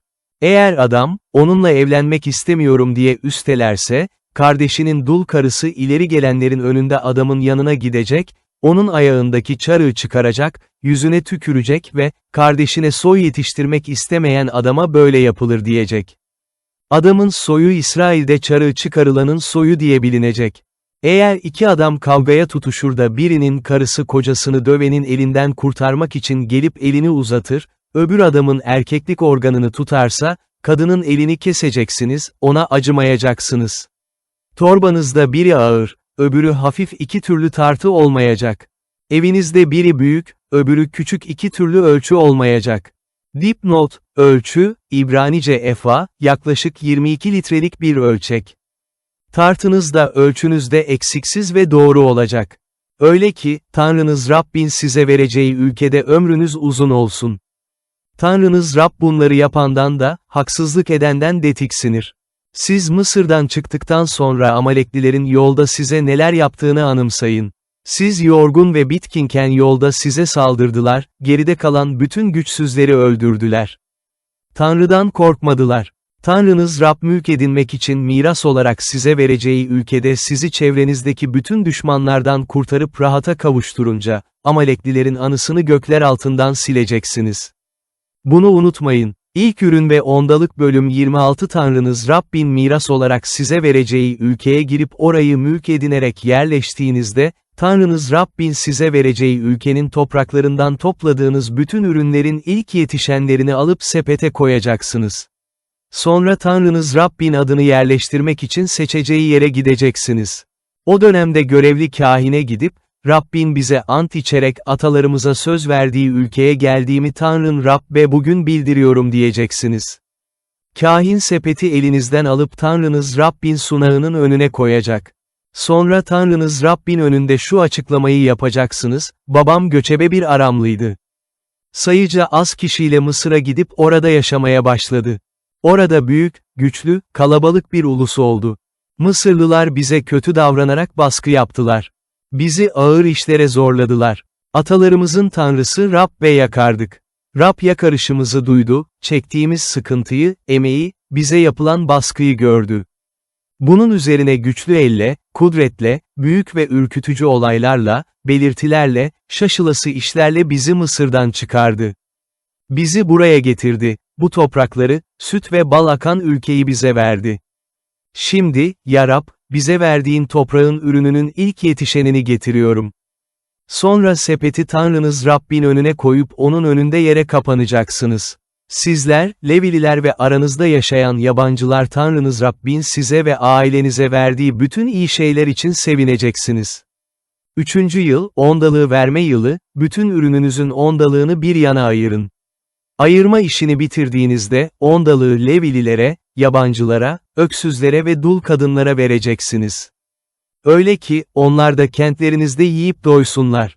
Sonra Tanrınız Rabbe, bana buyurduğun gibi, Rabbe ayırdıklarımı evden çıkarıp Levililere, yabancılara, öksüzlere ve dul kadınlara verdim diyeceksiniz. Buyruklarından ayrılmadım, hiçbirini unutmadım. Ne yas tutarken ayırdıklarımdan yedim, ne dinsel açıdan kirliyken onlara dokundum, ne de ölülere sundum. Tanrım Rabbin sözüne kulak verdim. Bana bütün buyurduklarını yaptım. Kutsal konutundan, göklerden aşağıya bak halkın İsrail'i ve atalarımıza içtiğin ant uyarınca bize verdiğin ülkeyi, süt ve bal akan ülkeyi kutsa. Tanrı'nın öz halkı bugün Tanrınız Rab bu kurallara, ilkelere uymanızı buyuruyor. Onlara bütün yüreğinizle, canınızla uymaya dikkat edin. Bugün Rabbin Tanrınız olduğunu, onun yollarında yürüyeceğinizi, kurallarına, buyruklarına, ilkelerine uyacağınızı, onun sözünü dinleyeceğinizi açıkladınız. Bugün Rab, size verdiği söz uyarınca, öz halkı olduğunuzu açıkladı. Bütün buyruklarına uyacaksınız. Tanrınız Rab sizi övgüde, ünde, onurda yarattığı bütün uluslardan üstün kılacağını, verdiği söz uyarınca kendisi için kutsal bir halk olacağınızı açıkladı. Eval Dağı'ndaki Sunak bölüm 27 Musa ile İsrail ileri gelenleri halka şöyle dediler, bugün size ilettiğim bütün buyruklara uyun. Şera ırmağından Tanrınız Rabbin size vereceği ülkeye geçince, büyük taşlar dikip kireçleyeceksiniz. Atalarınızın Tanrısı Rabbin size verdiği söz uyarınca onun size vereceği ülkeye, süt ve bal akan ülkeye girince, bu yasanın bütün sözlerini taşlara yazacaksınız. Şera ırmağından geçince, bugün size buyurduğum gibi, bu taşları Eval Dağı'na dikip kireçleyeceksiniz. Orada Tanrınız Rabbe taşlardan bir sunak yapacaksınız. Bu taşlara demir alet uygulamayacaksınız. Tanrınız Rabbin sunağını yontulmamış taşlardan yapacak, üzerinde Tanrınız Rabbe yakmalık sunular sunacaksınız. Esenlik sunularını orada kesip yiyecek ve Tanrınız Rabbin önünde sevineceksiniz. Taşlara bu yasanın bütün sözlerini okunaklı bir biçimde yazacaksınız. Sonra Musa ile Levili kâhinler bütün İsraillilere, ey İsrail, sus ve kulak ver diye seslendiler, bugün Tanrınız Rabbin halkı oldunuz. Tanrınız Rabbin sözüne kulak verin, bugün size ilettiğim buyruklarına, kurallarına uyun. Eval Dağı'ndan lanetler o gün Musa halka şöyle dedi, Şera ırmağından geçince, halkı kutsamak için Gerizim Dağı'nda duracak oymaklar şunlardır, Şimon, Levi, Yahuda, İssakar, Yusuf, Benyamin. Lanetlemek için Eval Dağı'nda şu oymaklar duracak, Ruben, Ged, Aşer, Zebulun, Dan, Naftali. Levililer bütün İsrail halkına yüksek sesle şöyle diyecekler, Rabbin tiksindiği el işi oyma ya da dökme put yapana ve onu gizlice dikene lanet olsun bütün halk, amin diye karşılık verecek. Annesine, babasına saygısızca davranana lanet olsun bütün halk, amin diyecek. Komşusunun sınırını değiştirene lanet olsun bütün halk, amin diyecek. Kör olanı yoldan saptırana lanet olsun bütün halk, amin diyecek. Yabancıya, öksüze, dul kadına haksızlık edene lanet olsun bütün halk, amin diyecek. Babasının karısıyla yatana lanet olsun çünkü o babasının evlilik yatağına leke sürmüştür. Bütün halk, amin diyecek. Herhangi bir hayvanla cinsel ilişki kurana lanet olsun bütün halk, amin diyecek. Annesinden ya da babasından olan kız kardeşiyle yatana lanet olsun bütün halk, amin diyecek. Kaynanasıyla yatana lanet olsun bütün halk, amin diyecek. Komşusunu gizlice öldürene lanet olsun bütün halk, amin diyecek. Suçsuz birini öldürmek için rüşvet alana lanet olsun bütün halk, amin diyecek. Bu yasanın sözlerine uymayan ve onları onaylamayana lanet olsun bütün halk, amin diyecek. Bereketler bölüm 28 Eğer Tanrınız Rabbin sözünü iyice dinler ve bugün size ilettiğim bütün buyruklarına uyarsanız, Tanrınız Rab sizi yeryüzündeki bütün uluslardan üstün kılacaktır. Tanrınız Rabbin sözünü dinlerseniz, şu bereketler üzerinize gelecek ve sizinle olacak, kentte de tarlada da kutsanacaksınız. Rahminizin meyvesi kutsanacak. Toprağınızın ürünü, hayvanlarınızın dölü sığırlarınızın buzağıları, sürülerinizin kuzuları bereketli olacak. Sepetiniz ve hamur tekneniz bereketli olacak. İçeri girdiğinizde de dışarı çıktığınızda da kutsanacaksınız. Rab size saldıran düşmanlarınızı önünüzde bozguna uğratacak. Onlar size bir yoldan saldıracak, ama önünüzden 7 yoldan kaçacaklar. Rabbin buyruğuyla ambarlarınız dolu olacak. El attığınız her işte Rab sizi kutsayacak. Tanrınız Rab size vereceği ülkede sizi kutsayacak. Tanrınız Rabbin buyruklarına uyar, onun yollarında yürürseniz, Rab size içtiği ant uyarınca sizi kendisi için kutsal bir halk olarak koruyacaktır. Yeryüzündeki bütün uluslar Rab'be ait olduğunuzu görecek, sizden korkacaklar. Rab atalarınıza ant içerek size söz verdiği ülkede bolluk içinde yaşamanızı sağlayacak, rahminizin meyvesi kutsanacak, hayvanlarınızın yavruları, toprağınızın ürünü verimli olacak. Rab ülkenize yağmuru zamanında yağdırmak ve bütün emeğinizi verimli kılmak için göklerdeki zengin hazinesini açacak. Birçok ulusa ödünç vereceksiniz, siz ödünç almayacaksınız. Rab sizi kuyruk değil baş yapacak. Eğer bugün size ilettiğim Tanrınız Rabbin buyruklarını dinler, onlara iyice uyarsanız, altta değil, her zaman üstte olacaksınız. Bugün size ilettiğim buyrukların dışına çıkmayacak, başka ilahların ardınca gitmeyecek, onlara tapmayacaksınız. Lanetler ama Tanrınız Rabbin sözünü dinlemez. Bugün size ilettiğim buyrukların, kuralların hepsine uymazsanız, şu lanetler üzerinize gelecek ve size ulaşacak, kentte de tarlada da lanetli olacaksınız.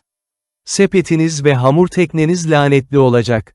Rahminizin meyvesi, toprağınızın ürünü, sığırlarınızın buzağıları, sürülerinizin kuzuları lanetli olacak. İçeri girdiğinizde lanetli olacaksınız, dışarı çıktığınızda da lanetli olacaksınız. Rabbe sırt çevirmekle yaptığınız kötülükler yüzünden el attığınız her işte o sizi lanete uğratacak, şaşkına çevirecek, paylayacak. Sonunda üzerinize yıkım gelecek ve çabucak yok olacaksınız. Rab, mülk edinmek için gideceğiniz ülkede sizi yok edinceye dek salgın hastalıkla cezalandıracak. Veremle, sıtmayla, iltihapla, yakıcı sıcaklıkla, kuraklıkla, samyeliyle, küfle cezalandıracak. Siz yok oluncaya dek bunlar sizi kovalayacak. Başınızın üstündeki gök tunç, ayağınızın altındaki yer demir olacak. Rab siz yok oluncaya dek gökten yağmur yerine ülkenize toz ve kum yağdıracak. Rab sizi düşmanlarınızın önünde bozguna uğratacak. Onlara bir yoldan saldıracak, ama önlerinden 7 yoldan kaçacaksınız. Yeryüzündeki bütün uluslar için dehşet verici bir örnek olacaksınız. Ölüleriniz bütün kuşlara, yabanıl hayvanlara yem olacak, onları korkutup kaçıran kimse olmayacak. Rab sizi iyileşemeyeceğiniz mısır çıbanıyla, urlarla, kaşıntıyla, uyuzla vuracak. Rab sizi delilikle, körlükle, şaşkınlıkla cezalandıracak. Öyle vakti körlerin karanlıkta el yordamıyla yürüdüğü gibi yürüyeceksiniz. Yaptığınız her şeyde başarısız olacak, sürekli sıkıştırılacak, yağmalanacaksınız. Sizi kurtaran olmayacak. Bir kızla nişanlanacaksınız, ama başka biri onunla yatacak. Ev yapacak ama içinde oturmayacaksınız. Bağ dikecek ama üzümünü toplamayacaksınız. Öküzünüz gözünüzün önünde kesilecek ama etini yemeyeceksiniz. Eşeğiniz zorla sizden alınacak, geri getirilmeyecek. Davarlarınız düşmanlarınıza verilecek. Sizi kurtaran olmayacak. Oğullarınız, kızlarınız gözlerinizin önünde başka bir ulusa verilecek. Her gün onları gözlemekten gözlerinizin gücü tükenecek. Elinizden bir şey gelmeyecek. Tanımadığınız bir halk toprağınızın ürününü ve bütün emeğinizi yiyecek.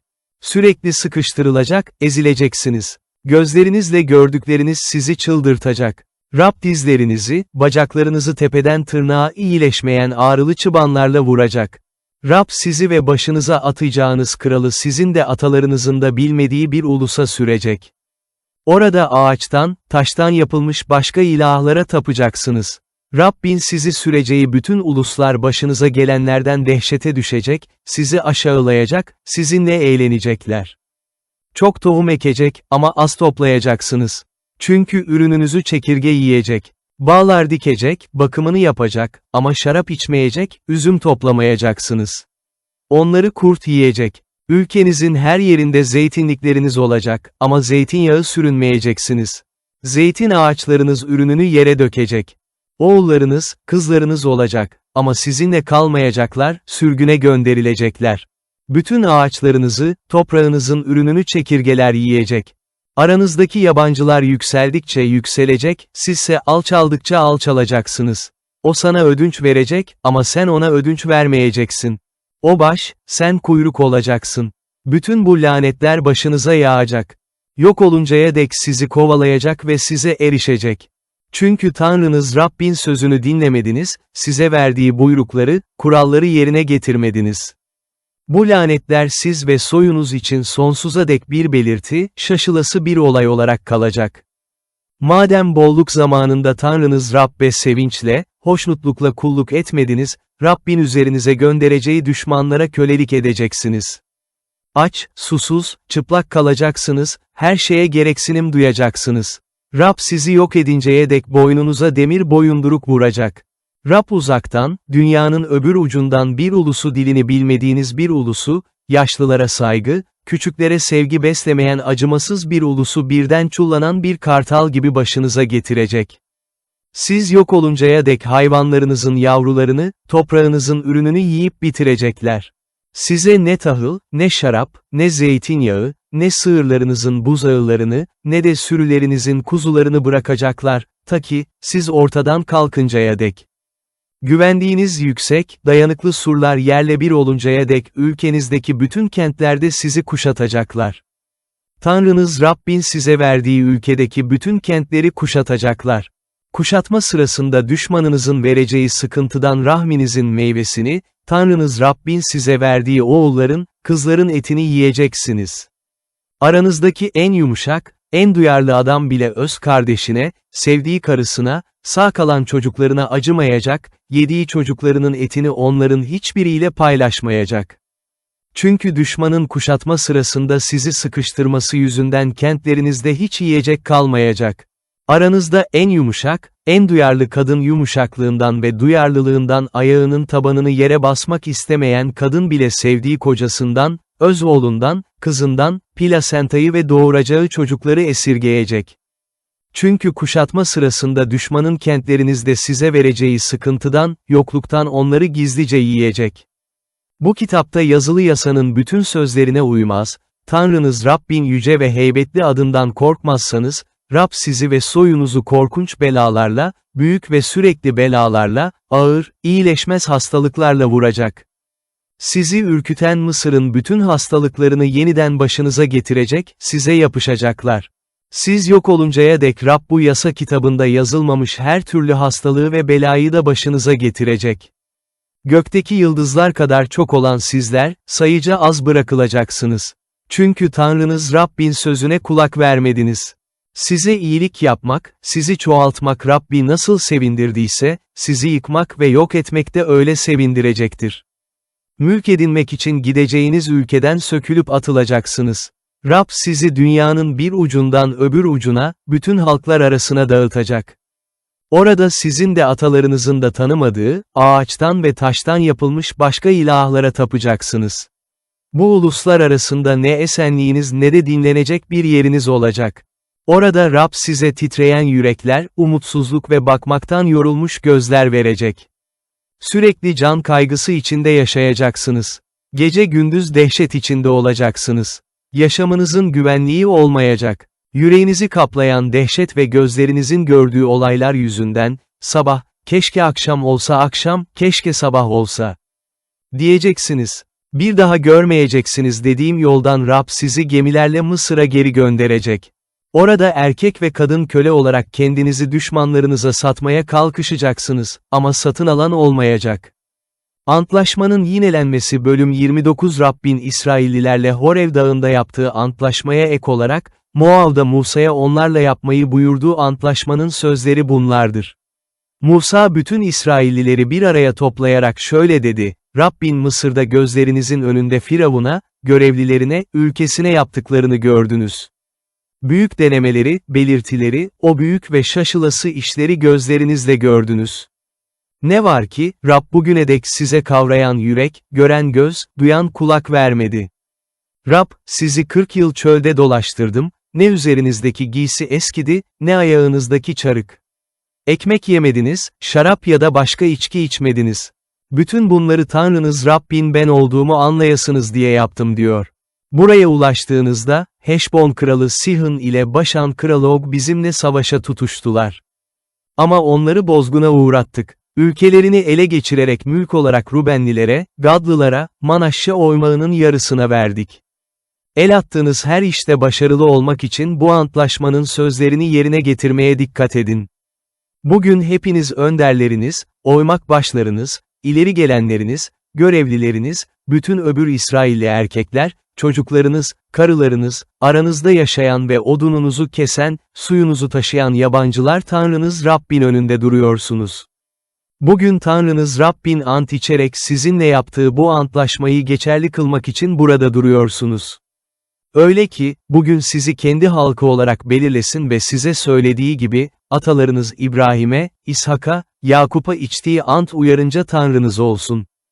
Antla yapılan bu antlaşmayı yalnız sizinle, bugün burada bizimle birlikte Tanrımız Rabbin önünde duranlarla değil, yanımızda olmayanlarla da yapıyorum. Mısır'da nasıl yaşadığımızı, öteki ulusların ortasından geçerek buraya nasıl geldiğimizi kendiniz de biliyorsunuz. Onların arasında iğrenç suretleri, ağaçtan, taştan, altından, gümüşten yapılmış putları gördünüz. Dikkat edin, bugün aranızda bu ulusların ilahlarına tapmak için Tanrımız Rab'den sapan erkek ya da kadın, boy ya da oymak olmasın, aranızda acılık, zehir veren kök olmasın. Bu andın sözlerini duyup da kimse kendi kendini kutlamasın ve, kendi isteklerim uyarınca yaşasam da güvenlikte olurum diye düşünmesin. Bu herkese yıkım getirir. Dipnot, herkes, İbranice, hem yaş, hem kuru. Rab böyle birini bağışlamak istemez. Rabbin öfkesi ve kıskançlığı o kişiye karşı alevlenecek. Bu kitapta yazılı bütün lanetler başına yağacak ve Rab onun adını göğün altından silecektir. Bu yasa kitabında yazılı antlaşmada yer alan bütün lanetler uyarınca, Rab onu felakete uğraması için İsrail'in bütün oymakları arasından ayıracaktır. Sizden sonraki kuşak, çocuklarınız ve uzak ülkeden gelen yabancılar ülkenizin uğradığı belaları, Rabbin ülkeye gönderdiği hastalıkları görecekler. Bütün ülke yanacak, tuz ve kükürtle örtülecek, tohum ekilmeyecek, filiz sürmeyecek, ot bitmeyecek. Ülke Rabbin kızgın öfkesiyle yerle bir ettiği Sodom, Gomorra, Edma ve Sevoim gibi yıkıma uğrayacak. Bütün uluslar, Rab bu ülkeye neden bunu yaptı? Diye soracaklar, bu büyük öfke neden alevlendi? Yanıt şöyle olacak, atalarının Tanrısı Rab kendilerini Mısır'dan çıkardığında onlarla yaptığı antlaşmayı bıraktılar. Tanımadıkları, Rabbin kendilerine pay olarak vermediği başka ilahlara yöneldiler, onlara tapıp önlerinde eğildiler. İşte bu yüzden Rabbin öfkesi bu ülkeye karşı alevlendi, bu kitapta yazılı bütün lanetleri oraya yağdırdı. Rab büyük kızgınlıkla, şiddetli öfkeyle onları ülkelerinden söküp attı, bugün olduğu gibi başka ülkeye sürdü. Gizlilik Tanrımız Rab ve özgüdür. Ama bu yasanın bütün sözlerine uymamız için açığa çıkarılanlar sonsuza dek bize ve çocuklarımıza aittir. İyileşmenin ve kutsanmanın koşulları bölüm 30 Bütün bu olaylar önünüze serdiğim kutsama ve lanetler başınıza geldiğinde, Tanrınız Rabbin sizi dağıttığı uluslar arasında bunları anımsayacaksınız. Bugün size ilettiğim buyruklar uyarınca siz ve çocuklarınız Tanrınız Rab'be döner, bütün yüreğinizle, bütün canınızla ona uyarsanız, Tanrınız Rab size acıyacak, sizi sürgünden geri getirecek.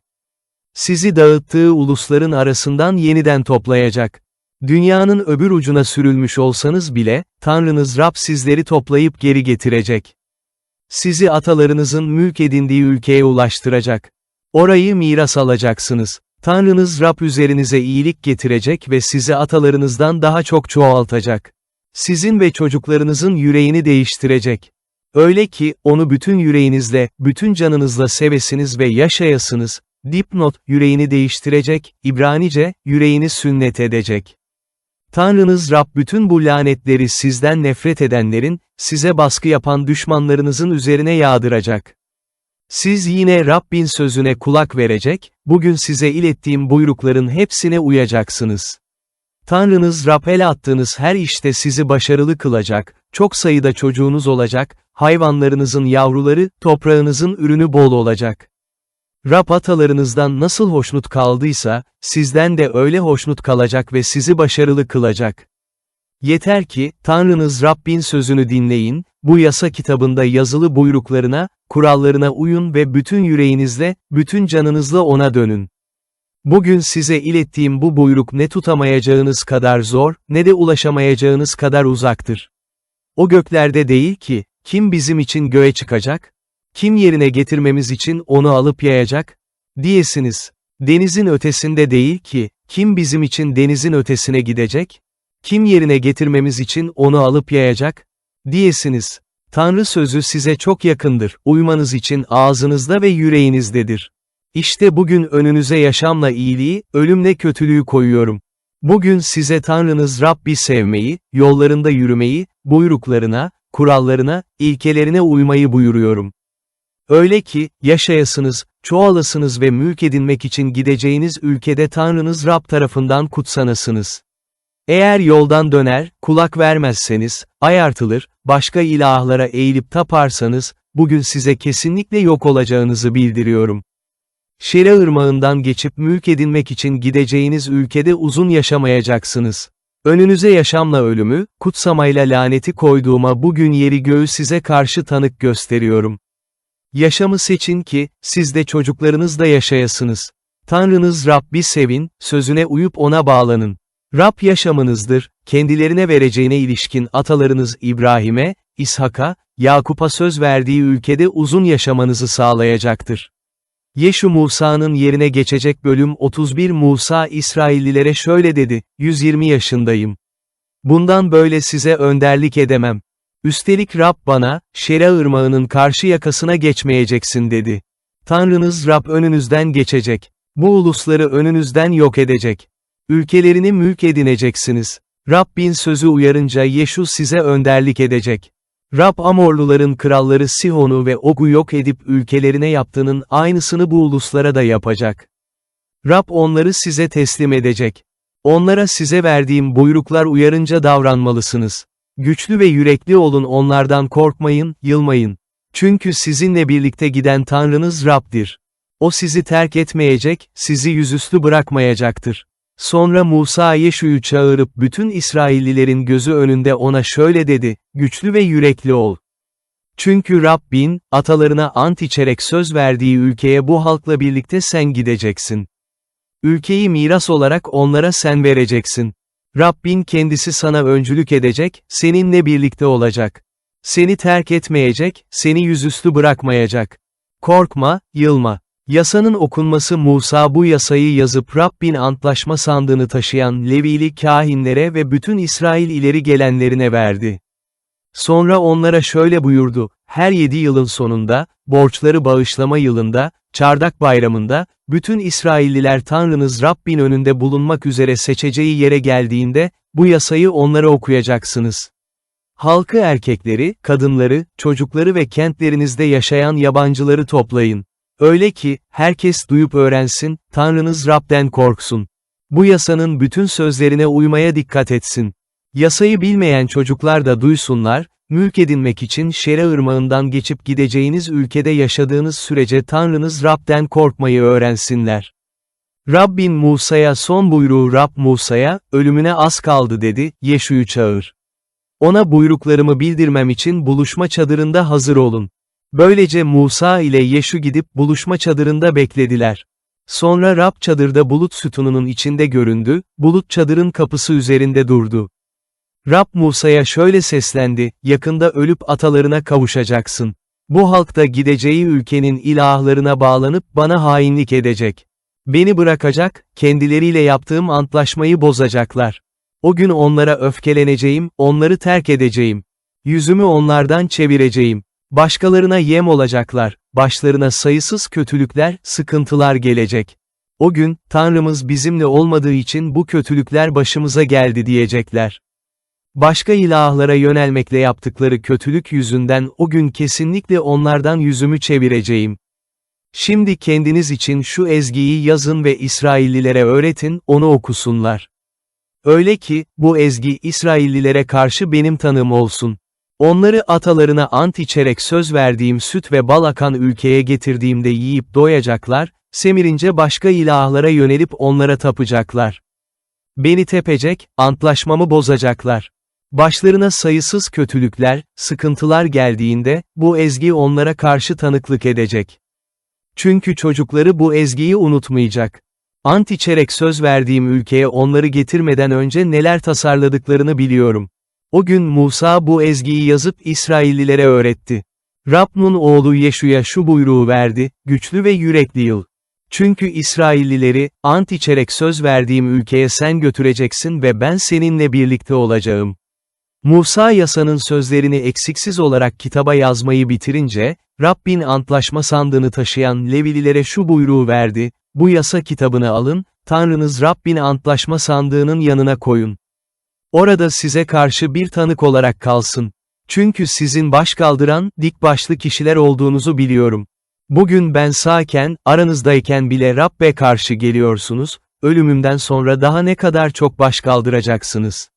Oymaklarınızın bütün ileri gelenlerini, görevlilerinizi bana getirin. Bu sözleri onlara duyuracağım. Yeri göğü onlara karşı tanık tutacağım. Ölümümden sonra büsbütün yozlaşacağınızı, size buyurduğum yoldan sapacağınızı biliyorum. Son günlerde kötülüklerle karşılaşacaksınız. Çünkü Rabbin gözünde kötü olanı yapacak ve yaptıklarınızla onu öfkelendireceksiniz. Musa'nın ezgisi Musa şu ezginin sözlerini eksiksiz olarak bütün İsrail topluluğuna okudu, bölüm 32 Ey gökler, kulak verin, sesleneyim, ey dünya, ağzımdan çıkan sözleri işit öğretişim yağmur gibi damlasın, sözlerim çiğ gibi düşsün, çimen üzerine çiseleyen yağmur gibi, bitkilere yağan sağanak gibi. Rabbin adını duyuracağım, ululuğu için Tanrımızı övün o kayadır, işleri kusursuzdur, bütün yolları doğrudur. O haksızlık etmeyen güvenilir Tanrıdır, doğru ve adildir. Bu eğri ve sapık kuşak, ona bağlı kalmadı. Onun çocukları değiller. Bu onların utancıdır. Rabbe böyle mi karşılık verilir, ey akılsız ve bilgelikten yoksun halk? Sizi yaratan, size biçim veren, babanız, yaratıcınız o değil mi? Eski günleri anımsayın, çoktan geçmiş çağları düşünün. Babanıza sorun, size anlatsın, yaşlılarınız size açıklasın. Yüceler yücesi uluslara paylarına düşeni verip insanları böldüğünde, ulusların sınırlarını İsrailoğullarının sayısına göre belirledi. Dipnot, Masoretik metin İsrailoğulları, Septuaginta Tanrı'nın melekleri, Kumran Tanrı'nın oğulları. Çünkü Rabbin payı kendi halkıdır ve Yakup soyu onun payına düşen mirastır. Onu kurak bir ülkede, ıssız, uluyan bir çölde buldu, onu kuşattı, kayırdı, gözbebeği gibi korudu. Yuvasında yavrularını uçmaya kışkırtan, onların üzerinde kanat çırpan bir kartal gibi, kanatlarını gerip onları aldı ve kanatları üzerinde taşıdı. Ona yalnız Rab yol gösterdi, yanında yabancı ilah yoktu. Onu yeryüzünün yüksekliklerinde gezdirdi, tarlada yetişen ürünlerle doyurdu. Onu kayadan akan balla, çakmak taşından çıkardığı yağla besledi. İneklerin yağıyla, koyunların sütüyle, besili kuzularla, Başan cinsi en iyi koçlarla, tekelerle, en iyi buğdayla onu besledi. Halk üzümün kırmızı kanını içti. Yeşurun semirdi ve sahibini tepti, doyunca yağ bağlayıp ağırlaştı, kendisini yaratan Tanrı'ya sırt çevirdi, kurtarıcısını, kayayı küçümsedi. Dipnot, dürüst anlamına gelen Yeşurun İsrail halkına verilen bir addır. Yabancı ilahlarla Tanrı'yı kıskandırıp iğrençlikleriyle onu öfkelendirdiler. Tanrı olmayan cinlere, tanımadıkları ilahlara, atalarınızın korkmadıkları, son zamanlarda ortaya çıkan yeni ilahlara kurban kestiler. Seni oluşturan kayayı savsakladın, seni yaratan Tanrı'yı unuttun. Rab bunu görünce onları reddetti, çünkü oğulları, kızları onu öfkelendirmişlerdi. Yüzümü onlardan çevirecek ve sonlarının ne olacağını göreceğim dedi, çünkü onlar sapık bir kuşak ve güvenilmez çocuklardır. Tanrı olmayan ilahlarla beni kıskandırdılar, değersiz putlarıyla beni öfkelendirdiler. Ben de halk olmayan bir halkla onları kıskandıracağım, anlayışsız bir ulusla onları öfkelendireceğim. Çünkü size karşı öfkem ateş gibi tutuşup ölüler diyarının derinliklerine dek yanacak. Yeryüzünü ve ürününü yutup yok edecek ve dağların temellerini tutuşturacak. Üzerlerine kötülükler yığacağım, oklarımı onlara karşı kullanacağım. Kavurucu kıtlık, tüketici hastalık, öldürücü salgın vuracak onları. Gönderdiğim canavarlar dişleriyle onlara saldıracak, toprakta sürünen zehirli yılanlar onları ısıracak. Sokakta kılıç onları çocuksuz bırakacak, evlerinde dehşet egemen olacak.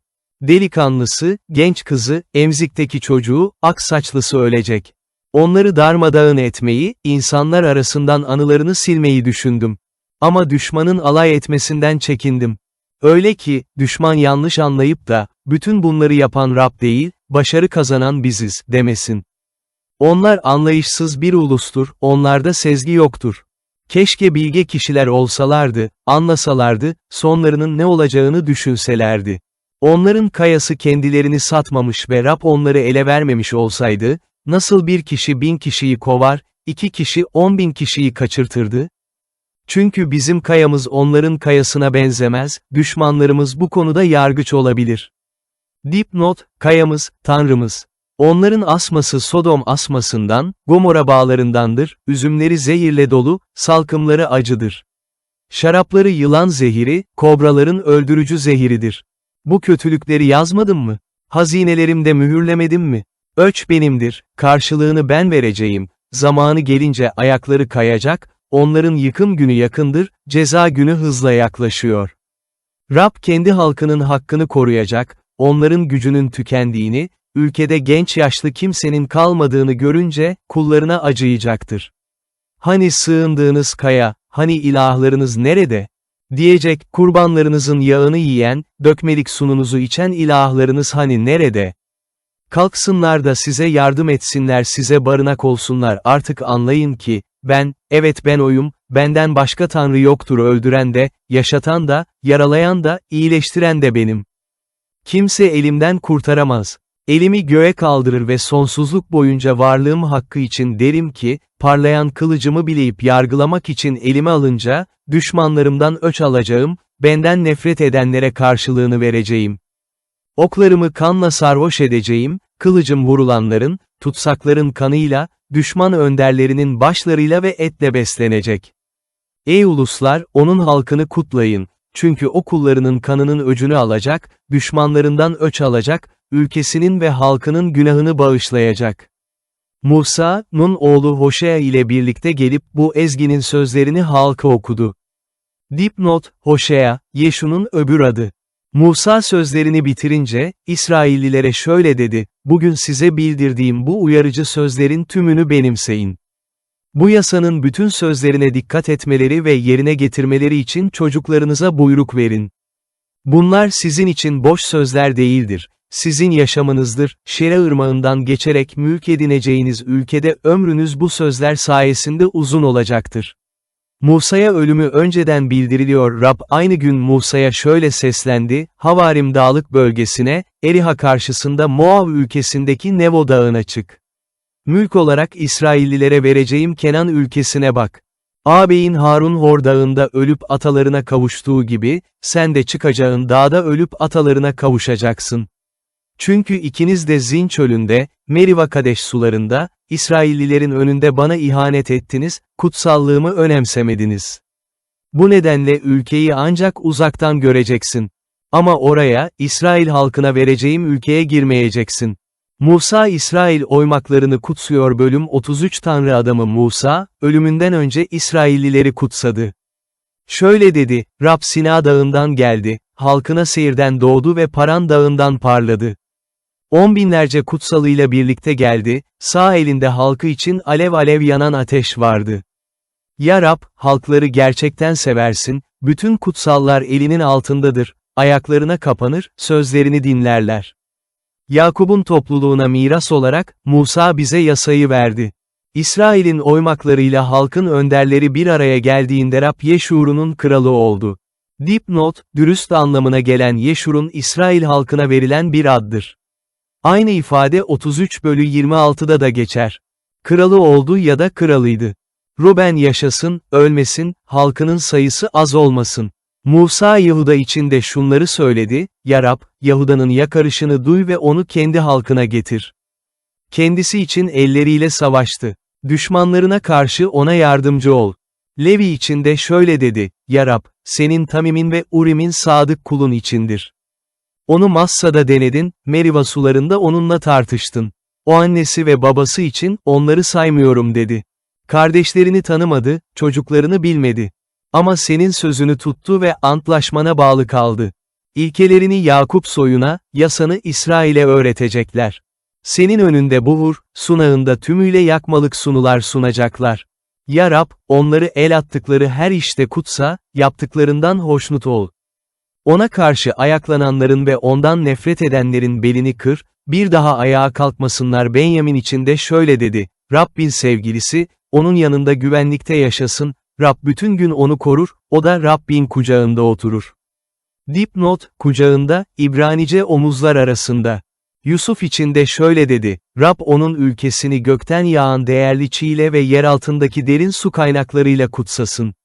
Ülkesi güneş altında yetişen ürünlerin en iyisiyle, her ay yetişen en iyi meyvelerle, yaşlı dağların en seçkin armağanlarıyla, kalıcı tepelerin bolluğuyla, yerin en değerli ürünü ve doluluğuyla, çalıda oturanın lütfuyla bereketli olsun. Yusuf'un başı üzerine, kardeşlerinden ayrı olanın başı üzerine bereket yağsın. İlk doğan bir boğa kadar görkemlidir o, boynuzları yaban öküzünün boynuzları gibidir. Bu boynuzlarla ulusları, yeryüzünün dört bucağındaki ulusları yaralayacak. İşte böyledir Efraim'in 10 binleri, işte bunlardır Manaşşe'nin binleri.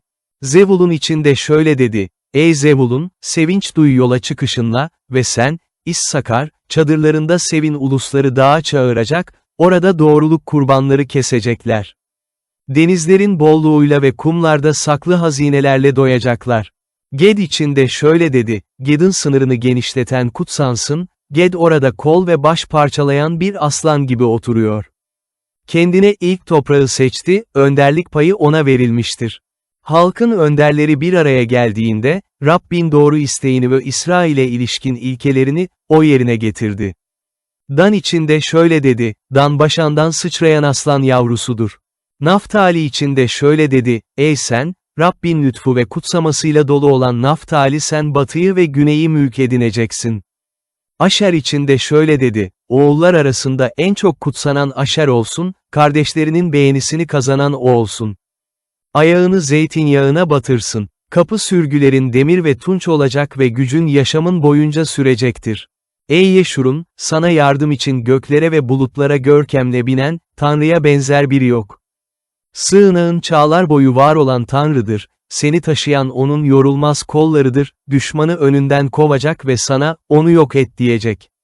Böylece İsrail güvenlik içinde yaşayacak, tahıl ve yeni şarap ülkesinde, Yakup'un pınarı güvenlikte kalacak. Gökler oraya çiğ damlatacak. Ne mutlu sana, ey İsrail! Var mı senin gibisi? Sen Rabbin kurtardığı bir halksın. Rab seni koruyan kalkan ve şanlı kılıcındır, düşmanların senin önünde küçülecek ve sen onları çiğneyeceksin. Musa'nın ölümü bölüm 34. Bundan sonra Musa Moav ovalarından Nevo dağına giderek Eriha kenti karşısındaki Pisga dağına çıktı. Rab ona bütün ülkeyi gösterdi, Dan'a kadar uzanan Gilat'ı, bütün Naftali'yi, Efraim ve Manaşşe bölgelerini, Akdeniz'e kadar uzanan bütün Yahuda bölgesini, Negev'i, hurma kenti Eriha vadisinin Soar'a kadar uzanan ovasını. Sonra Musa'ya şöyle dedi, İbrahim'e, İshak'a, Yakup'a, senin soyuna vereceğim diye ant içtiğim ülke budur. Ülkeyi sana gösterdim ama oraya gitmeyeceksin. Böylece Rabbin sözü uyarınca Rabbin kulu Musa orada, Moav ülkesinde öldü. Rab onu Moav ülkesinde, Beytir karşısındaki vadide gömdü. Bugün de mezarının nerede olduğunu kimse bilmiyor. Musa öldüğünde 120 yaşındaydı, ne gözleri zayıflamıştı, ne de gücü tükenmişti. İsrailliler Moav ovalarında Musa için 30 gün yas tuttular. Sonra Musa için ağlama ve yas tutma günleri sona erdi. Nun oğlu Yeşu bilgelik ruhuyla doluydu. Çünkü Musa ellerini üzerine koymuştu. İsrailliler onu dinliyor ve Rabbin Musa'ya verdiği buyruklar uyarınca davranıyorlardı. O günden bu yana İsrail'de Musa gibi Rabbin yüz yüze görüştüğü bir peygamber çıkmadı. Rab onu Mısır'da Firavun'a, görevlilerine ve bütün ülkesine bir sürü belirtiler, şaşılası işler yapması için göndermişti. Musa İsraillilerin gözleri önünde güçlü, büyük ve ürkütücü işler yapmıştı.